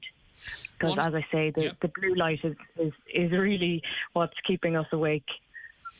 1 in 10 people waking up frequently through the night to check the time too. That's a disturbed sleep pattern, isn't it? I'm not sure they're that bothered about what the time it is, but they're just having to check and they keep waking up. Yeah, and it's very frequent. And what happens when you keep checking the time is you might not think it's stressing you out, but it probably is. And can disturb your sleep. For some of us, we can fall back asleep straight away, but for some people, it does stress them out looking at the time and figuring out, okay, I actually don't have much time left to sleep. I don't think there's anything good about being the snacker, snacking up to bedtime and even hopping out of bed to get something to eat. I mean, you don't want your digestive system to be working overtime as you're trying to nod off, I'm sure. Yeah, that's a good statistic. Again, the survey, which was by DFS, showed that the snackers, they are 5% of us. So I would say 3 hours before bed, don't have a heavy meal. It's okay to have a small snack before bed, but preferably not all the way up to bedtime. So we need to give our bodies a break. So no heavy meals 3 hours before bed. But if you are, so let's say you had your dinner at 5 or 6, it is okay to have a small little snack before bed, which helps our blood sugar. All right. The dancer, the one who's tossing and turning all night, another 1 in 10. Are they having a bad night's sleep, or is that just the nature of their sleep? It's just the nature of their sleep. A lot of people toss and turn. I think there were 11%, as you said. I think it's more problematic if you're disturbing someone beside you in the bed. So, you might have someone kicking you or hogging the duvet. So just to be considerate of, if you do share a bed with someone, to be considerate of them. So, for example, if there are 2 people in the bed, have bedside lights for each one. And try not to disturb if one person goes to bed earlier than the other. So there was they were in the survey as well, the me first, so the person who likes to go to bed first before their partner. There was 8% of people did that. So just to be considerate of the other person, and for a person who does go to bed earlier, if you think you will be disturbed by your partner, then wear an eye mask and perhaps some earplugs. And also, there's a lot of people, I have been amongst them, that will fall asleep listening to the radio or a podcast or white noise. But I stopped doing so because I do still, but I set a timer to stop it. I stopped doing so because I heard that really you get your best sleep if there's as little amount of noises as possible. It actually works for some people. So the idea behind it is to have a little sleep routine to program your brain, to get ready for the period of inactivity ahead. So it works different for everyone. So the noise machines work for some people. So that could be the white noise machine, or you could listen to white noise on YouTube, for example, or pink noise is another one that sounds like rainfall that works for some people. For other people, it may be listening to a guided meditation. And for some, it might be listening to a sleep story. So that's somebody famous, for example, like Kate Winslet or Matthew McConaughey, who will talk you through a story to get you to sleep. So it's just about finding that one little thing that relaxes you, and everyone is different. For other people, it could be reading a book before bed. For someone else, it could be having a hot bath or doing some stretches. So it's just about finding your unique sleep routine, and then working with your sleep personality as well, your sleep chronotype. Yeah, and for marketing purposes, it's fun to sort of identify, am I a 1, 2, 3, 4, and so on. But these are all kind of issues that we want to address, particularly late, like snacking, how we go to sleep, not using our phones. I mean, ideally, we don't want to perpetually identify as one of the 7. We want to be able to be one of the 13% where we're out like a light and sleep well through the night. Yeah, that's it. And it is really around those simple hacks that you can do both leading up to bed and during the day. So during the day, no coffee after 2 o'clock. Coffee or tea is fine in the morning, but after 2, it starts to eat into our sleep drive, so it's going to affect our sleep. So perhaps swap your afternoon cuppa for a decaf or a herbal tea instead, or a decaf coffee. So there's a couple of things you can do. Get sunlight early in the morning, so when you wake up, get sunlight into your eyes within the first hour. That's another hack. And then conversely, in the evening, you're going to limit the light. So make sure you have blackout blinds, dim your lights. So you're trying to limit the light as much as possible in the evening. And then, as I said, you can find out your sleep personality to find out whether you're a morning person, an evening person, or somewhere in between. And you can go and do a little quiz on the website dfs.co.uk to find out your sleep personality. Finally, if we've had a shocking experience, it could be a car crash, or in this listener's case, their husband passed away. It's 4 years since they passed, and they haven't been able to sleep properly since. Is that something that you really need to get to the lumps of it while you're awake, or is there any advice you could give to help them sleep? Yes, unfortunately, traumas such as a death in the family, or someone, your child might be going off to college, or, big stressful events can cause insomnia. In that case, our nervous system is totally thrown off. So I would those sleep hacks wouldn't work for that person. I would recommend that they look to work with someone a grief like counsellor or whatever might be most relevant to the situation. or a sleep specialist. Yeah.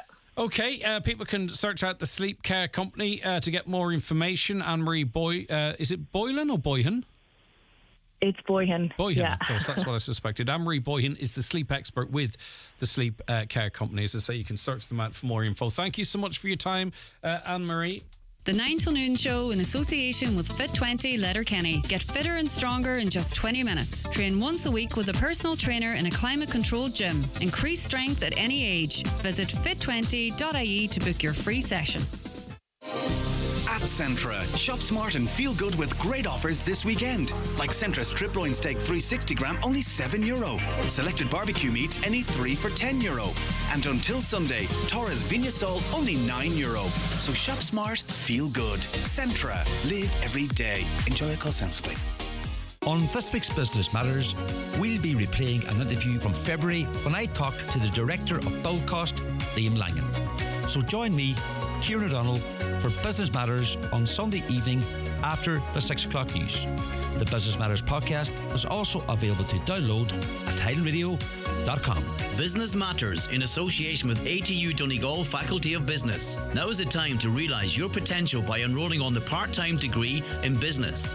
Only 3 years with 1 evening per week on campus and another online. Open up your future by contacting the faculty office on 9186206 or visit lyit.ie today. At Hickey, Clark and Langan Insurance Brokers, they compare quotes from all the leading insurers, so you get a great price. Home, motor and van, farm, holiday home, travel and liability insurance, they quote them all. So if the worst happens, you're covered. For a competitive insurance quote today, call Hickey, Clark and Langan on 9126688 or pop into their office at Ballymacool, Letterkenny. Hickey, Clark and Langan General Insurances Limited, trading as Hickey, Clark and Langan, is regulated by the Central Bank of Ireland. Looking for the best place in the Northwest to get a bed or mattress? Restex Beds and Mountaintop Letterkenny has a great selection and great prices. Restex Beds has everything you need for a good night's sleep. Visit them today and sleep better tonight. The big garden sale is here at your local Homeland Garden Centre. Enjoy 20% of all shrubs and perennial plants, 20% of all ceramic pots, 20% of all garden hand tools, save 50% off all water features and so much more. Pop into your local Homeland Garden Centre with offers available until September the 11th while stocks last. Okay, the number of empty shops and offices across the country is the highest it's been in a decade. A Geodirectory report shows the amount of vacant commercial properties around the country rose 0.2% to 14.1%. Donegal had the third highest rate at 17.5%, and Bundoran had the lowest rate in this county, 12.2%. And once again, Ballybofey, 29.2%. It's the highest It's highest in the country. I don't know, we're neck and neck with Shannon, but anyway, we'll dig into that in a second. How do we... Dara Keogh, is the CEO of Geodirectory. Good morning to you, Dara. So how do we come to these figures then? So there's, how are the figures compiled? So, well, good morning to everybody. We create a database, if you like, or a listing of all the buildings in the country, what their address is, what their function is, and that's used by a whole series of our customers. So, for example, if you ring up and want a pizza delivered, they have to find you, and they use our data to find you. Online shopping, same thing. Emergency services, same thing. So that's where we have to, we create this data set of the addresses and what if they're empty or not empty, basically. And so that's one of the features we look at. And in terms of commercial properties, what we're trying to look at here is the real economy and what people experience in their community. So we look at this at a national, provincial, county and town level. And that enables us to sort of say, like, why you might hear figures about growth in the economy and full employment, what you might experience in your community might be very different. Mm-hmm. And these figures give a look at what that might be. Yeah, okay. And this is not, you can completely correct me, and I'm sure you will if I'm completely wrong. But when I started seeing these figures initially, I kind of made a exact comparison to, right, well, there's lots of businesses must have closed in Ballybofey, or they can't, there's no new businesses going in there. And over time, with the figures as typically are, I kind of sort of get the feeling, and as I say, Dara, this is where you correct me if I'm wrong, that annually, or however frequent these reports come out, we're just counting the same stuff over and over again. Like, it's not really pointing to any massive trends in our region anyway, that we're just counting the same amount of vacant properties over and over. Well, that's not quite true. I can understand why you might feel that way, but it's not quite true. So what we're seeing, for example, in Ballybuffet, just as an example, that its vacancy rate actually fell last year, over the last 12 months. So while it's still very high, it is the highest in the country at 29.9, it actually was at 30.2. So there has been an improvement in Ballybuffet. Same way across the whole of Donegal, it was 17.2 vacancy rate in 2022, June 2022, and June 2023, it's 17.9. So that's a 0.7% increase in vacancy rate. And then if you look at maybe the other big, I suppose, town in the county would be Letterkenny, and its vacancy rate has gone up from 22.6 to 24. So there are movements going on all the time, right? So there are definitely changes that happen throughout the year. Is there a base level, though, of, say, Celtic Tiger building, and I can think of a couple of premises in Ballybuffet that sort of talk to this a little bit. There is a sort of a stubborn baseline there still at the same time, and until such time as it's converted to apartments or tossed and houses are built, it's just going to sit there. Well, there's two parts of that. The first of all is should there be commercial vacancies, and if there should be, what rate should it be at? So over the last 10 years, it looks like somewhere around 10% is a natural level for commercial vacancy. So that means that there's still 20% that needs to be used, or in and around that figure. And I think the policymakers are now looking at commercial premises that have been vacant for a number of years to see, can they be converted or reused in a residential way. Now, some of this is, you might have a shop front might be fine, but the two buildings above it, or the two apartments above it, or not that apartments, they were previous, maybe an accountant's office, a solicitor's office, could be repurposed. They're now empty, but they could be repurposed for residential use. So there is an ongoing debate about how this oversupply in some areas of commercial property can be reconfigured to make it more productive for the area. Is there a time scale, like, as to when something had to be in use as a commercial premises? In other words, if are we sure that, as I say, sorry to labour the point, that we're not counting the same stuff over and over again? Like, should we not be sort of saying, after a certain period of time, maybe there's no intention for this ever to be commercial property, it's just lying there? How are you curating that? So we make properties, if they're not being maintained, they become derelict. Okay, so this is properties in the sense that there could be units within a building rather than the whole building. So there's two things going on here. So we have to be conscious of that as well. And we don't have. It doesn't stay vacant forever. It does become derelict after it becomes into disrepair. And it's not an engineering's report on derelict. It's more of man on the streets view of what derelict is. So that building looks like nobody's ever been in it, never like it's fallen down. That's derelict. Okay? That's how you judge it, or are you judging it on whether or not it loses its air code? Or no, it's not based on air codes. It's based on the function of the building. Is it residential or commercial? And then it's based on how long it's been vacant and what's the state of the building. So just because this is really interesting then. So let's take Ballybuffet for an example. How are you making a comparison between last year and this year?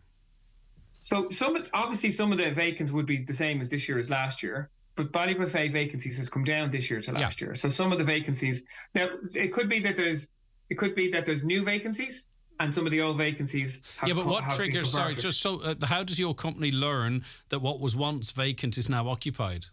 Yeah, so our data, if you like, is generated through the Táilte Éireann, which used to be Ordnance Survey Ireland, and on Post. So we rely on the delivery teams within Post to let us know. That's what I said. That's what I suspected it was, but you kind of moved away from that. Yeah. So we rely. So it's the activity of the activity of the air code. It is the activity of the air code.